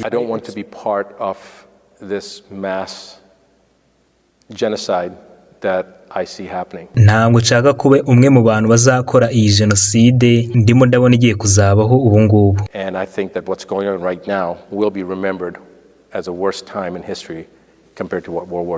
Kandi mbwira yuko ibirimo birakorwa ubu ngubu bizibukwa nk'ibintu bibi byabayeho ugereranyije n'intambara ya kabiri y'isi. Reka nkubwire ntaciye ku ruhande. Ndatekereza uri umusazi. Profeseri Walter Veith yamaze imyaka irenga 30 yigisha iby'ubuzima muri kaminuza nkuru z'ibihugu bitandukanye. Nawe yavuze ku kintu gishobora gutuma aba bantu bateganya ko icyorezo runaka kigiye kuba mu isi kandi bikagenda gutyo. Mbese nuko baba ari abahanuzi. Reka dukurikirane amagambo ye.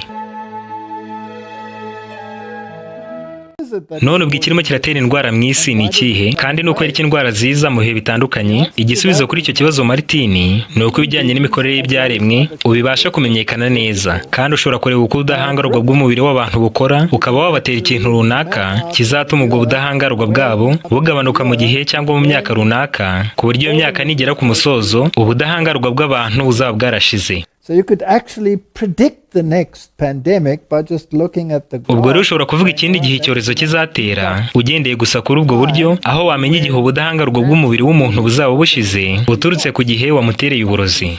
Yego, nubwo bimeze gutya, nyamara amaleta yo mu isi yakoze ibishoboka byose kugira ngo amakuru nk'aya ngaya uko byagenda kose abantu batazayamenya. Niyo mpamvu benshi bagiye kongera gutungurwa nubwo ukuri kose guhari kandi kukaba kwaragaragajwe neza. Reka dukurikirane aya magambo y'umuyobozi ushinzwe itangazamakuru ku rubuga rwa Twitter ubwo yabazwaga n'umusenateri umwe muri Amerika ku byerekeranye n'uruhare guverinoma ya Amerika yagize kandi igikora mu kugenzura no guhagarika amakuru yose atangwa ku bantu ku byerekeye izi nkingo ubu ziri kurimbura ubudahangarwa bw'imibiri yabo. Reka dukurikirane ano magambo ye. Thank you, Mr. Chairman. The Twitter fires... Urakoze uhagarariye ino nama. Ubu tugiye gukomeza tubaza abayobozi ba Twitter bari hano ku byerekeye itangwa ry'amakuru kuri coronavirusi. Dr. Jay Kururia ni umuprofeseri mu by'ubuzima muri kaminuza ya Stanford. Once tweeted an article he wrote about natural immunity. Yigeze kwandika kuri Twitter avuga ku bijyanye n'ubudahangarwa karemano bw'umubiri w'umuntu. Aya makuru yose mwari yacecekesheje kugira ngo atagera ku baturage. Uyu muganga yasobanuraga uburyo ubudahangarwa karemano bw'umubiri ubwabwo buhagije mu kurinda ino virusi. Apparently the views of a Stanford doctor are disinformation to you people. Ariko mwebwe mwabyise amakuru y'ibihuha. I, along with many Americans, have long-term effects from COVID. Not only was I a long hauler, but I have effects from the vaccine. Njyewe n'abandi banyamerika benshi dufite ingaruka twatewe n'urukingo rwa COVID-19, by'umwihariko njyewe ku rukingo rwa kabiri. It wasn't the first shot, but it was the second shot that I now developed asthma that has never gone away since I had the second shot. Nkimara guhabwa urukingo rwa kabiri narwaye asthma kandi kugeza ubu ntiragenda. I have tremors in my left hand. Mfite n'ikibazo cya paralize mu kuboko kw'ibumoso. And I have the occasional heart pain that no doctor can explain. Ndetse namenye yuko narwaye n'indwara y'umutima mu buryo nta muganga n'umwe wabisobanura, kuko mbere yuko nikingiza nari muzima. Nabonye yuko ibi ngibi bikomeye cyane, ubwo no mu bandi banyamerika benshi namenyega yuko ibibazo nk'ibyo ngibyo babifite. I find it extremely alarming Twitter's unfettered censorship spread into medical fields. Ibyo kandi nabonye bitanga impuruza ubwo abayobozi ba Twitter bacecekeshaga abaganga batandukanye. And affected millions of Americans by suppressing expert opinions from doctors and censoring those who disagree with the CDC. Ibyo ngibyo bikagira ingaruka zikomeye cyane ku baturage kuko batashoboraga kubona amakuru yatangwaga n'abo baganga batandukanye kuko atahuzaga n'amategeko ya CDC mwari mwahawe. I have great regrets about getting the shot. Nicuza cyane kuba narafashe runo rukingo. Because of the health issues that I now have that I don't think are ever going to go away. Bitewe nuko rwansigiye ingaruka zikomeye cyane kandi sinzi yuko nzabasha kuzirokoka. And I know that I'm not the only American who has those kinds of... Ndetse nzi ko atari njye munyamerika wenyine wahuye na bino bibazo bitewe n'inkingo. Another example of what Twitter has done to censor folks is from Dr. Martin Kulldorff. Urundi rugero ndibuze kubaha rw'uko Twitter yacecekesheje abaganga batandukanye, ndabaha urugero rwa Dr. Martin Kulldorff. Harvard educated epidemiologist who once tweeted. Akaba nawe yari umuganga muri kaminuza ya Harvard wanditse ku bijyanye na runo rukingo. Yaravuze ngo abantu bafite ubudahangarwa bw'umubiri bushobora rwose guhangana na COVID-19, bityo ntabwo bakeneye na gatoya izi nkingo.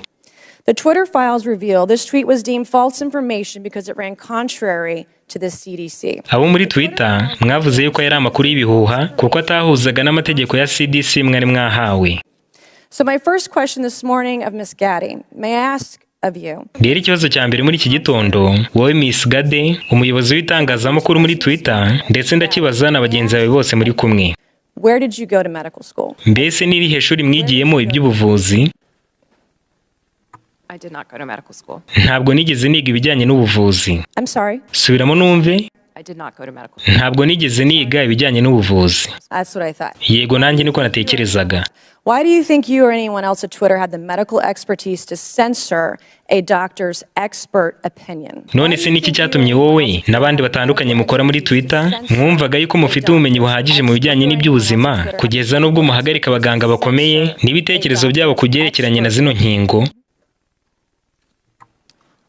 Our policies regarding COVID were designed to protect individuals. Amategeko yacu ku byerekeranye na COVID-19 yari agambiriye kurinda abaturage kubera yuko twabonaga You guys censored Harvard educated doctors, Stanford educated doctors. ariko mwahagaritse abaganga bigishaga muri kaminuza ya Harvard, abigishaga muri Stanford University, Doctors that are educated in the best places in the world, and you silenced those voices. abaganga bakomeye cyane kandi bari mu bambere mu by'ubuzima muri Leta Zunze Ubumwe za Amerika kandi bigiye ahantu hambere heza mu isi. Amajwi y'aba ngabo yose mwarayacecekesheje muvuga yuko bamamaza ibihuha, nyamara bo barize iby'ubuzima. Ikibazo ni iki ngiki: mwamenye gute ko bamamaza ibihuha, ko bo bari bafite ubumenyi buhagije mu by'ubuzima kandi mwebwe ntabwo mufite nk'uko mwanabitubwiye? Mwagendeye kuki mubacecekesha?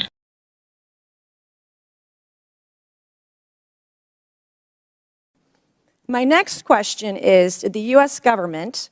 Oh, excuse me, I have another chart I want to show you, Ms. Gaddy. Hari ikindi giye kukubwira Miss Gade. Hano hari andi makuru yashyizwe kuri Twitter. Iyo wari ufite abantu barenga 18,000 bamukurikira, ashyira hanze amakuru ya CDC agaragaza yuko nabo ubwabo bemeye ko zino nkingo ziri kugenda zigira ingaruka ku bantu. You're not a doctor, right, Ms. Gaddy? Mbese umuganga uramuzi Miss Gade? No, I'm not. Hoya ntabwo muzi. Okay, what makes you think you or anyone else at Twitter have the medical expertise to censor actual, accurate data? Nanone ndongera nkubaze, mbese niki cyatumye wowe n'abandi bose mukora kuri Twitter mwumva yuko mufite ubumenyi buhagije bwo guhagarika no guseba amakuru nyayo yatanzwe n'abahanga mu by'ubuzima? I'm not familiar with these. Ibyo ngibyo mbwiye ntabwo mbyibuka.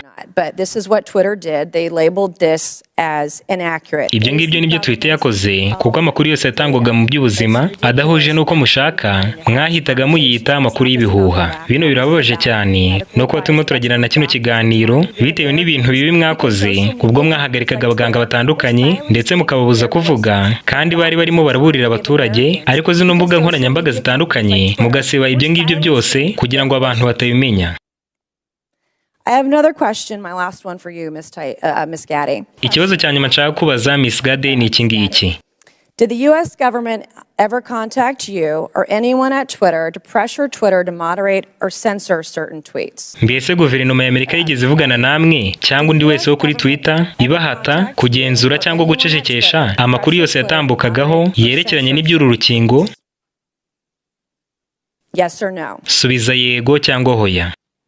We have a program. Dufite gahunda. Did the U.S. government ever contact you or anyone at Twitter to censor or moderate? Mbese guverinoma ya Amerika yigeze ivugana namwe cyangwa undi wari wese ukora kuri Twitter ibasaba kugenzura no gucecekesha amakuru yose yatambukaga kuri Twitter ku byerekeranye na runo rukingo?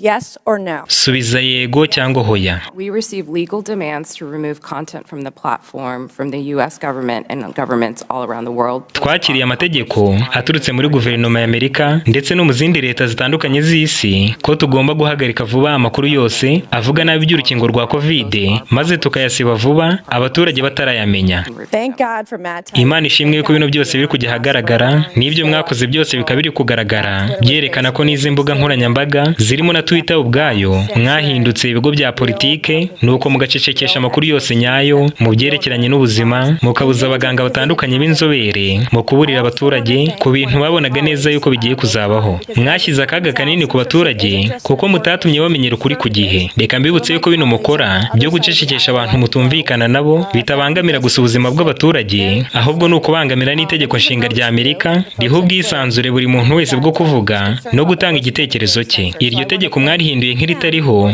binyuze mu kumva ko muri hejuru y'amategeko no gucecekesha buri wese utabona ibintu kimwe namwe. Icyo rero ni ikibazo gikomeye cyane. Uyu munsi abaturage benshi b'isi bameze nk'imihigo yafatiwe mu mitego y'inyamaswa z'inkazi kandi batazashobora kurokoka na gato. Benshi bagiye kuzabona neza ko icyo babwiwe ko bahungaga ahubwo mu by'ukuri ari cyo basangaga. Mu gitabo cy'ubutumwa bwatoranyijwe volume ya 2 kuri page ya 528 umuhanuzi w'Imana yaranditse ngo abaganga baranengwa nyamara si bo bonyine bafite amakosa, n'abarwayi nabo nuko iyo baza kwihangana bagahindura imirire kandi bagaha umubiri igihe cyo kwirwanaho kubaho bari kugarura ubuyanja vuba cyane batigeze bakoresha umuti uwo ari wo wose. Arakomeza ngo umubiri ubwawo ufite imbaraga zo kwikiza, nta mbaraga zo gukiza imiti ifite, ahubwo akenshi muri rusange ibangamira umubiri mu gukoresha imbaraga zawo zo kwikiza. Ibi nanone biratwereka neza yuko udashobora gutandukanya ibibazo by'ubuzima n'indwara biri mu isi ndetse n'iyi miti ikorerwa mu nganda, by'umwihariko ubu burozi bwatewe abantu kuko n'umugambi wabwo bari barawugaragaje. Uyu munsi abakozi b'ubupapa babandi bambara ishusho y'ubutungane nyamara itwikira imigambi mibi y'ubwicanyi aribo bajezuite, nabo ubwabo ntabwo bakihishira, ahubwo bari gutangaza yuko abaturage badakwiye kuzatungurwa n'ibibazo bikomeye by'ubuzima bizabageraho mu bihe biri imbere bikomotse kuri izi nkingo zatanzwe. Uyu ni Dr. Anthony Fauci mu kiganiro ari kumwe n'uwitwa Mark Zuckerberg, maze amubaza ku byerekeranye n'umutekano w'izi nkingo ku bantu mu gihe kizaza. Reka dukurikirane iki gisubizo yamusubije gitangaje cyane. Ikibazo nkomeje kwakira giturutse mu bantu benshi cyerekeranye n'umutekano wa zino nkingo. Iyo ngiyo ni ingingo y'ingenzi cyane kubera yuko abaturage barashaka kumenya yuko izi nkingo bafashe zifite umutekano zizewe. Abandi barabajije ngo mbese hari ingaruka z'igihe kirekire abantu bashobora kwitega ziturutse kuri zino nkingo, kandi zibaye zihari zaba ari nk'izihe? Ni ngombwa yuko usubiza icyo ngicyo kubera ko zino nkingo abantu benshi basunikiwe gufata bakeneye kumenya yuko zifite umutekano. Okay, that's a good question. Icyo ngicyo ni ikibazo cyiza. The initial safety. Umutekano mu bihe bibanza twawizeho tureba uko runo rukingo iyo rutewe mu muntu ahita agaragaza ibibazo bitandukanye bitoya by'ubuzima bitewe n'uko umubiri we uba utangiye kurwakira. Ariko hari n'ikindi twizeho. And that is if you vaccinate someone and they make an antibody response. Ibyo ni ukwibaza ngo iyo ukingiye umuntu runaka maze umubiri we ukagaragaza yuko utakiriye neza urukingo. Iyo bigenze gutyo rero icyo ureba cyane ni ukwibaza ngo mbese runo rukingo umuntu atewe rugiye kumwongerera ubudahangarwa cyangwa rugiye kumuteza ibibazo by'ubuzima. And the only way you'll know that is if you do an extended study. Not in a normal volunteer. Uburyo rero tumenyemo ibyo ngibyo ni uko dukora ubushakashatsi burushijeho tutabukoreye ku muntu usanzwe, ahubwo tubukoreye muri ba bandi batewe za nkingo. Ubwo rero ku byerekeranye n'ingaruka z'igihe kirekire z'urukingo, ino ntabwo izaba ari inshuro ya mbere nibiramuka bibayeho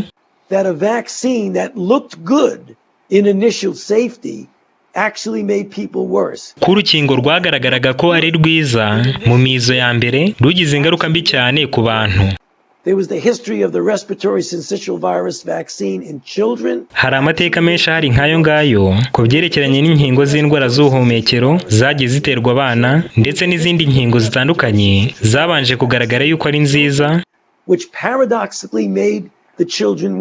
ariko nyuma zikagira ingaruka ku bantu. Rumwe mu rukingo rwa sida twagerageje mu myaka myinshi ishize rwatumye abantu ahubwo barushaho kwandura sida. Ubwo rero ntabwo dushobora guhamya yuko twahita tumenya neza ingaruka z'igihe kirekire cyane za runo rukingo, cyane cyane ko buno ari uburyo bushya bwo gukora inkingo dukoresheje. Ibyo ngibyo nibyo tukiri gusuzuma. This would not be the first time, if it happened, that a vaccine that looked good in initial safety actually made people worse. There was the history of the respiratory syncytial virus vaccine in children, which paradoxically made the children worse. One of the HIV vaccines that we tested several years ago actually made individuals more likely to get infected. Hanyuma rero aho bibonekeye nabyo by'urukingo twarazitanze uko zabonekaga niko twazigezagaho zigomba kugera ku baturage. Ikibazo twari dufite ni urukingo kugira ngo rutugereho ruboneke. Ababirwanyije ni bakeya, nabo hari abahunze bajya muri Kongo, abandi bajya Tanzania, abandi barahunga bajya mu Burundi. Ndetse twarabakurikiranye dukorana n'ibyo bihugu ngo badufashe gusobanurira abantu bacu bagaruke, ariko abenshi aho bagarukiye twarabasobanuriye bahera ko bakingirwa barabyemera, ubu baracyategereje ingaruka zabyo, ariko basimbutse ingaruka zo kudakingirwa. nabwo rero yewe naremeye barankingira kuko nashaka kwirinda iby'uwo munsi iby'icyo cyumweru naho ibizaza nyuma ubwo sakindi zawe byari ikindi. Ni ukuri ko kuri benshi cyane mu batuye isi iyi sakindi igiye kuzabyara ikindi rwose. Mu gitabo cy'ubutumwa bwatoranyijwe volume ya 2 kuri page ya 542 umuhanuzi w'Imana yaranditse ngo nyamara abantu benshi bakurikira ibigezweho cyane ku buryo bahinduka imbata zabyo bakaba bahitamo kurwara ndetse no gupfa aho kugira ngo bareke kugendana n'ibigezweho. Arakomeza ngo bazasarura ibyo babibye, bazajya bajyana n'ibigezweho kandi ingaruka ibabere kurwara indwara zigezweho bityo bavuzwe uburozi bugezweho maze bapfe urupfu rugezweho.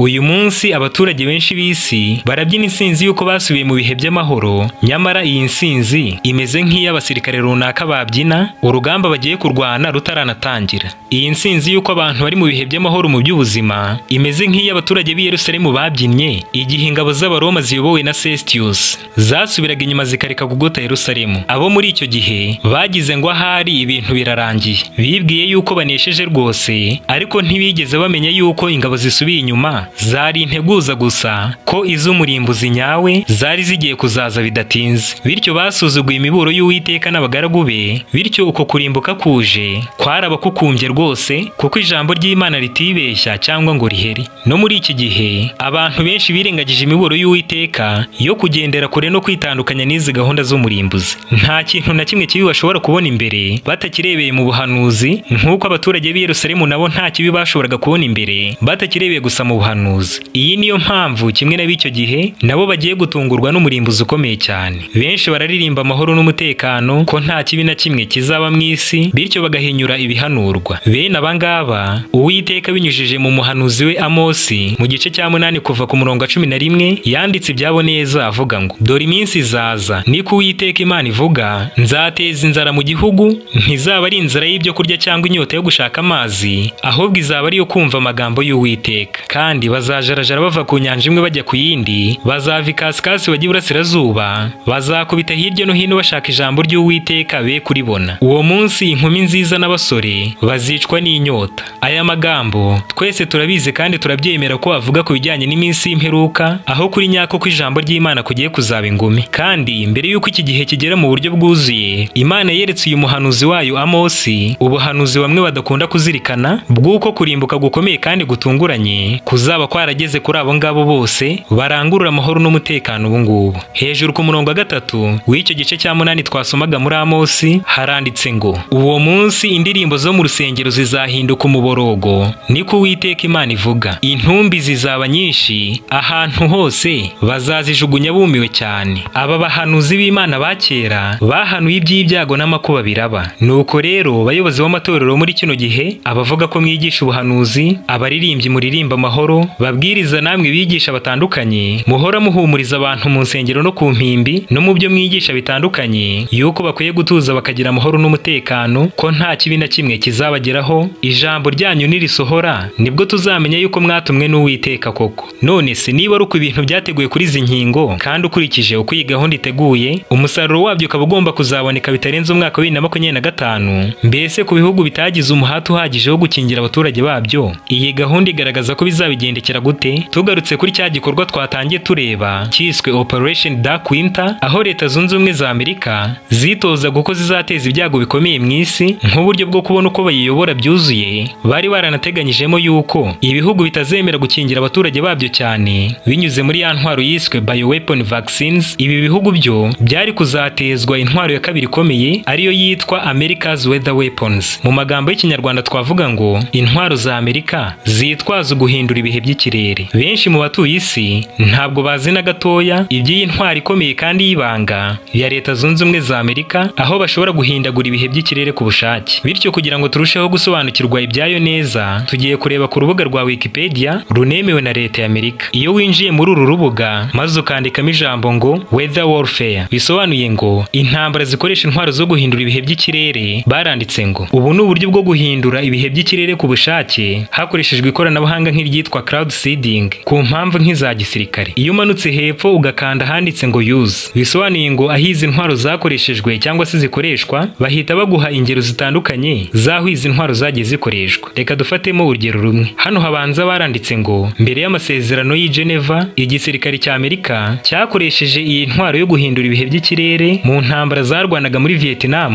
aho Amerika ibigambiriye yakoresheje iri koranabuhanga igatuma imvura nyinshi igwa, nuko igateza umwuzure mu birindiro by'abasirikare b'aba Vietnam, bigatuma imodoka zabo za gisirikare zitabasha kugenda. Noneho bagakomeza bagatanga n'izindi ngero nyinshi zitandukanye. Noneho iyo ugiye hepfo ugakanda handitse ngo Weather Modification Operations and Research Board, bivuze ngo ibikorwa byo guhindura ibihe by'ikirere ku bushake ndetse n'ubushakashatsi bwabyo, baranditse ngo uku guhindura ibihe by'ikirere ni ibikorwa bikorwa ku bushake bigambiriye guhindura imiterere y'ikirere, aho bashobora guteza imvura zikomeye, imyuzure, amapfa, imitingito n'ibindi bikorwa bitandukanye bifitanye isano n'ibidukikije, kandi ibyo ngibyo bigakorwa ku bushake. Noneho hano hepfo basoza baravuze ngo inteko nshingamategeko y'Amerika yemeje bidasubirwaho mu mwaka wa 2005 no 2007 ko zino ntwaro zo guhindura ibihe by'ikirere, weather modifications cyangwa weather weapons, zizajya zikoreshwa, kandi ko n'ubushakashatsi bwo gutuma zongererwa ubushobozi bukwiye gushyigikirwa na leta y'Amerika kugira ngo zirusheho kwaguka cyane. Ibi ngibi byose turebye ni ukugira ngo tubanze tubone neza yuko leta zunze ubumwe za Amerika zifite iyi ntwaro ikomeye kandi ishobora kwibasira igice icyo ari cyo cyose bashaka. Reka turebe n'aya magambo yatambutse kuri televiziyo imwe izwiho muri Amerika yitwa CBS News, bavuga kuri uku guhindurwa kw'ibihe by'ikirere kandi bigambiriwe. Reka dukurikirane aya magambo yabo.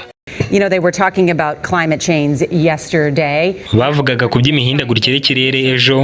And now we're learning that scientists and researchers are looking at how to change the weather on purpose. That's right. Ubu noneho tumaze kumenya yuko abahanga mu bya siyanse n'abashakashatsi bakomeje kuvumbura uburyo bashobora guhinduramo ibihe by'ikirere ku bushake kandi bigakunda. Ibyo ngibyo niko biri. Lasers now could one day manipulate rain and lightning. Ubu noneho imirasire ikomeye y'imikorano ishobora koherezwa mu kirere cy'icyerekezo runaka, ikaba yateza imvura n'imirabyo ndetse n'ibindi bitandukanye byo mu bidukikije, kandi ibyo byose bikozwe ku bushake. CBS This Morning contributor Michio Kaku is a physics professor at City College. Umunyamakuru wacu Michio Kaku ni n'umuprofeseri mu by'ubugenge, aradusobanurira byinshi kuri ibi ngibi. Professor, nice to see you. Profeseri, ni byiza kukubona. Aya makuru benshi mu bayobozi ba Amerika ntibayavugaho, ariko aratangaje cyane. I mean, lasers really to change the weather? Mbese koko iyi mirasire yoherezwa mu kirere ishobora guhindura ibihe by'ikirere? That's right. Well, yego, ibyo ngibyo niko bimeze. Twajyaga twibwira ngo dufite ibibazo bikomeye ku byerekeranye n'ikirere, ariko ntacyo twabikoraho.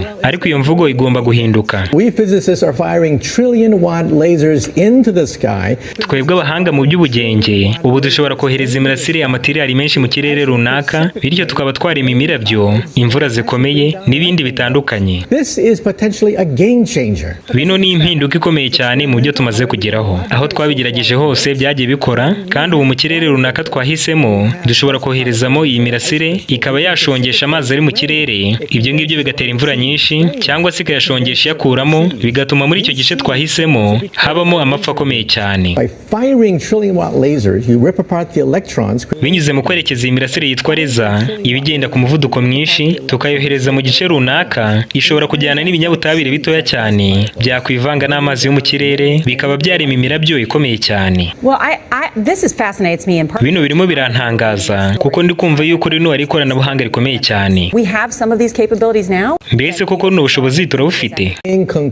Yego, turabufite. Even in the 60s, the CIA used this to bring down monsoons during the Vietnam War. Ndetse no mu myaka y'Icyamagana 1960 CIA yakoresheje buno buryo maze imanura imvura ikomeye cyane mu kirere cy'Abavietnam, ku ngabo z'Abavietnam babona uko bahangana nabo, kuko iyo mvura yateye imyuzure ikomeye cyane. Iyi leta yacu rero ifite ubwo bushobozi. Ibyo babikoze babigambiriye. Yego rwose babikoze babigambiriye. Ubwo rero kuva mu myaka myinshi ishize uku guhindura ibihe by'ikirere ku bushake byagiye bikorwa, kandi tumaze kubigeraho. Ubu ngubu navuga ngo turimo turarenga ku mategeko asanzwe y'ubugenge, kandi turi kugera ku ikoranabuhanga rikomeye uwo ari we wese adashobora gutangira riramutse ridakoreshejwe mu buhinzi cyangwa mu bucuruzi, ahubwo igihe ryakoreshwa nk'intwaro. None se bimeze bimeze bite ku bice birimo amapfa byakenera nk'imvura kugira ngo ubwo butaka bubashe kwera? Aba ngabo nta kintu mwabafasha? Amakuru mabi ahari gusa nuko iyo bino bihe by'ikirere bihinduwe bidashobora gupfa kurema imvura iringaniye. Imvura birema akenshi bigomba guteza umwuzure ukomeye bitewe n'uko imirasire myinshi iba yoherejwe ari myinshi cyane kandi irimo n'ibinyabutabire bitandukanye ku buryo ihita ishongesha amazi yose ari mu kirere. Ubwo rero ku bijyanye n'imyuzure, imirabyo, amapfa, imitingito n'ibindi bitandukanye ndetse n'inkubi z'imiyaga ubwazo, byose bishobora guterwa no guhindura ibihe by'ikirere ku bushake. Incredibly interesting, Professor Michio Kaku. Thank you so much. Ibyo ngibyo biratangaje cyane. Profeseri, wakoze kubana natwe. Ibi ngibi birumvikana ko imyuzure ikomeye igiba mu isi, imitingito n'ibindi byago bitandukanye byo mu bidukikije, rimwe na rimwe abantu bajya bagira ngo ni ibiza kamere, nyamara bishobora gutezwa n'abantu babigambiriye, nk'uko tubibonye ko ari imwe mu ntwaro ya Leta Zunze Ubumwe za Amerika. Tugarutse kuri ya ngingo twari turiho muri cya gikorwa cyari cyariswe Operation Dark Winter, igitangaje bari baravuzemo nuko ibihugu byose bitari kuzemera inkingo byo byari kuzatezwa uko kurimbuka gukomeye kwitwaje izi ntwaro zo guhindura ibihe by'ikirere, nk'uko cyari icyiciro cya kabiri cyari kigize kino gikorwa bitozaga. Uku kurimbuka kwateguriwe ibihugu byanze inkingo byateguye ko kutazarimbura abantu gusa, ahubwo kuzanarimbura n'imitungo myinshi y'ibyo bihugu kubwo gusuzugura gahunda yari kuzaba yaratanzwe imbere yo gukingira abaturage babyo, aribyo bizatuma bihura n'izi mbaraga z'ibi bihe by'ikirere bizaba bihindurwa ku bushake. Mu itangazo mvugo ibiro bya Perezidansi y'Amerika White House ryatanze mu mpera z'umwaka ushize, aho Perezida Joe Biden uyobora Amerika ubwe yasabye amaleta yose gukingira abaturage bayo ngo niba bashaka kwirinda ibihe bikomeye bitewe n'ibiza byo mu bidukikije, inkubi z'imiyaga n'imyuzure n'ibindi byinshi bitandukanye bigiye kubaho mu isi. Aya magambo ya Perezida wa Amerika Joe Biden n'ubu ngubu aracyari ku rubuga bwite rwa Perezidansi y'Amerika ariyo White House. Reka dukurikirane ayo magambo ye yose avuga ibyo ngibyo. Hey folks, make a brief opening statement here. Reka ntangire mbashimira. Ndashimira buri muyobozi wese ukomeje kugira uruhare kugira ngo kino gihugu cya Amerika duhangane n'ibibazo turimo. We've got wildfires in the west. Mu majyepfo ya kino gihugu hari inkongi z'imiriro kandi n'ibihe by'inkubi z'imiyaga bigiye kugenda byiyongera, kandi na Fauci ubwe ashobora kubabwira yuko ubwandu bwa COVID-19 bukomeje gukwirakwira cyane mu batarakingiwe, by'umwihariko kandi n'ibiza kamere bigiye kwiyongera. And that's what we're going to be discussing today with the group I've assembled here. We need to be ready to manage our natural disasters caused by hurricanes. Iyo niyo mpamvu ndi kumwe namwe uyu munsi kugira ngo bino byose tubiganireho. Ibyago bizatezwa n'inkubi z'imiyaga bigiye kuzaba ari byinshi cyane. And the best thing we can do is to prepare for that is for everyone who's not vaccinated. I know it's a broken record, I keep saying it, but to get vaccinated. Uburyo bwonyine bwo kugira ngo twirinde iyo miraba ikomeye cyane n'inkubi z'imiyaga ni uko buri wese utarikingije agomba kwikingiza COVID-19. Muhora mwumva mvuga gutyo. Ndabakangurira rero kwikingiza. Turi kubona icyorezo cy'abatarakingiwe kandi abandura nabo bari kugaragara mu mareta atarakingiye abaturage bayo, nka leta ya Florida, ya Texas, Louisiana, Mississippi n'andi mareta atandukanye ntabwo yakingiye abantu benshi, kandi nk'uko mubireba ahangaha ayo niyo mareta agiye kwibasirwa n'ibiza kamere. Ubwo rero ntabwo dushaka gutinda kugeza ubwo tuzaba twarakererewe ubwo bino biza bigiye kuzatera. Ni ngombwa rero yuko twitegura. Reka mbivuge mu buryo busobanutse neza. Niba uri muri leta igiye kwibasirwa n'inkubi z'imiyaga ndetse n'ibindi biza kamere, nimureke mbagire inama.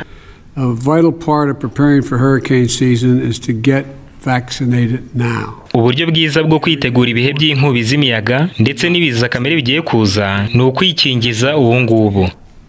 Everything is more complicated if you're not vaccinated and a hurricane or natural disaster hits. Buri kintu cyose kigiye gukomera ni muba mutarikingije ubwo zino nkubi z'imiyaga ndetse n'ibindi biza kamere bizaba bibateye. Niba mushaka kudahunga bitewe no guhinduka kw'ibihe by'ikirere, mugomba kwikingiza ubu ngubu. Let me be clear. If you're in a state where hurricanes often strike, a vital part of preparing for hurricane season is to get vaccinated now. Everything is more complicated if you're not vaccinated and a hurricane or natural disaster hits. Get vaccinated now so you're ready for whatever may come, and it's likely some serious hurricanes are going to come. Ubwo rero nimwikingize vuba kugira ngo mwitegure ibihe bikomeye cyane bigiye kuza bitewe n'uko inkubi z'imiyaga zikomeye ndetse n'ibindi biza byo mu bidukikije bitandukanye bigiye kuza ari byinshi cyane. So go to ready.gov. Mujye ku rubuga rwa ready.gov kugira ngo mumenye ko mwakwikingiza cyane bityo mubashe kwitegura ibiza bikomeye cyane n'imiraba n'imyuzure ikomeye igiye kuza. I mean that seriously. Ibyo ngibyo ndabibabwira nkomeje. And the bottom line is this. The more we do to prepare, ishingiro rya byose ni iringiri. Uko turushaho kwitegura twikingiza, the better off we are when disaster strikes. Niko tuba turimo turirinda cyane kwibasirwa n'ibiza bitandukanye mu bidukikije ubwo bigiye gutera. Get vaccinated, make a plan. Ikingize rero kandi witegure. Thank you all. That's murakoze cyane. Iryo ni ryo tangazo ry'uyu munsi. Ikibazo buri wese yakwibaza hano ni iki ngiki. Mbese kwikingiza cyangwa kutikingiza bihuriye hehe no kwirinda ibi biza kamere byo mu bidukikije? Abantu benshi bakimara kumva aya magambo ya Perezida wa Amerika baramusetse cyane ku mbuga nkoranyambaga bibwira yuko yaba yavugishijwe n'izabukuru, ariko abangaba baribeshye cyane byuzuye kuko batigeze bamenya iby'imbaraga ya Amerika yo guhindura ibihe by'ikirere ariyo bise weather weapons. Kandi hashize iminsi 5 gusa uyu muperezida atanze itangazo, leta zimwe muri leta Zunze Ubumwe za Amerika nk'iyitwa Florida yari iri inyuma cyane kurusha izindi zose mu gukingira kuko itari yarashyizeho amategeko menshi y'agahato asaba abantu kwikingiza nko mu zindi leta. Ino leta yahise yibasirwa n'ibiza kamere bikomeye cyane ndetse n'inkubi z'imiyaga n'imyuzure byarimbuye abantu benshi cyane n'ibintu byabo. Iki gihe nibwo benshi bahise batangira kumva neza noneho ko ibyo uyu muperezida wa Amerika yavugaga atari arimo gukina ahubwo yari akomeje rwose. Rero ukurikije gahunda ya 2025 mu gihe mu bihugu bimwe byatanze uburozi cyane abaturage babyo bazaba barimo gupfa nk'amasazi, mu bindi bihugu bitagize umwete mwinshi muri iyi gahunda ngo bikingira abantu cyane bizahura n'ibiza bikomeye cyane mu bidukikije, imiraba, imyuzure bizarimbura abantu benshi n'ibintu byabo. Satani arifuza kuyoboza isi umubabaro ukomeye cyane. Yigiye mu bihe byinshi byashize yuko yakoresheje ibikorwa bye by'ubugome, ibiteye ubwoba, imibabaro, ubwihebe n'ibikorwa bindi bibi, yabonye yuko ibyo ngibyo bitera abantu gukuka imitima. Icyo gihe akabatera ubwoba maze akabona uko abayoboza igitugu n'amategeko ye arwanya Imana. Niyo mpamvu muri iki gihe cy'imperuka ino si igiye kuzuzuramo umubabaro ukomeye cyane ikaramu y'umuntu itabasha kwandika, cyangwa se uwo mubabaro ngo ube wasobanurwa neza uko uri n'ijwi ry'umuntu uwo ari we wese. Niyo mpamvu kandi ibi ngibi atari ibishobora kuzabaho ahubwo ni ibigomba kuzabaho kandi bigiye kuzabaho. Umuhanuzi Patmos yeretswe ko bazatabaruka banesheje uyu mwanzi Satani n'inyamaswa n'igishushanyo cyayo, ko bazavuga iby'umubabaro ukomeye cyane bazaba bavuyemo mu isi, kuko ino si izajya kugera ku iherezo ryayo imaze kumera nk'umwambaro ushaje cyane rwose, yuzuyemo amakuba adasanzwe n'ibihe bikomeye ndetse bishishana. Kandi tugana ku musozo icyo twavuga ni iki ngiki: hagati y'abahora babwira abantu yuko ibyiza biri imbere, ko bazagira amahoro n'umutekano kandi ko isi izaba nziza uko tuzakomeza tujya mbere, ndetse n'abavuga yuko hari akaga gakomeye cyane n'amakuba adasanzwe tugomba kwitegura, icyo twavuga ni iki ngiki: igihe kizaba umucamanza mwiza kizajya kigaragaza uruhande ruvuga ukuri ndetse n'uruvuga ibinyoma. Ku bantu bahisemo inzira y'Uwiteka ntabwo basezeranira yuko imbere ibintu bizaba byiza, ahubwo abamuhungiraho bose bihana kandi batura ibyaha byabo bakisunga amaraso ya Yesu Kristo bakamwizera kandi bakamugira umuyobozi wabo, bene abangaba icyo yabasezeraniye ni kimwe, ntabwo ari ukuzabakura muri ayo makuba, ahubwo azayabarindiramo kugeza ubwo byose bizaba birangiye. Iryo sezerano turifite muri Zaburi 91 umurongo wa 5 kugeza kwa 10 rivuga ngo: igiteye ubwoba cya nijoro ntikizagutinyisha, cyangwa umwambi ugenda ku manywa, cyangwa icyorezo kigendera mu mwijima, cyangwa kurimbura gutsemba ku manywa y'ihangu. Umurongo wa 7 haranditse ngo: abantu 1000 bazagwa iruhande rwawe, abantu inzovu bazagwa iburyo bwawe, ariko ntibizakugeraho. Uzabirebesha amaso yawe gusa ubone ibihembo by'abanyabyaha, kuko ari wowe buhungiro bwanjye Uwiteka, wagize isumba byose ubuturo, nuko nta kibi kizakuzaho kandi nta cyago kizagera ku ihema ryawe. Uwiteka duhe kuba mu burinzi bwe kugira ngo tuzabashe kurokoka iyi minsi mibi, duhanga amaso Yesu Kristo, we tangiriro ryo kwizera kwacu ari nawo gusohoza. Nibyo mbasabiye. Imana ibahe umugisha mu izina rya Yesu. Maranatha.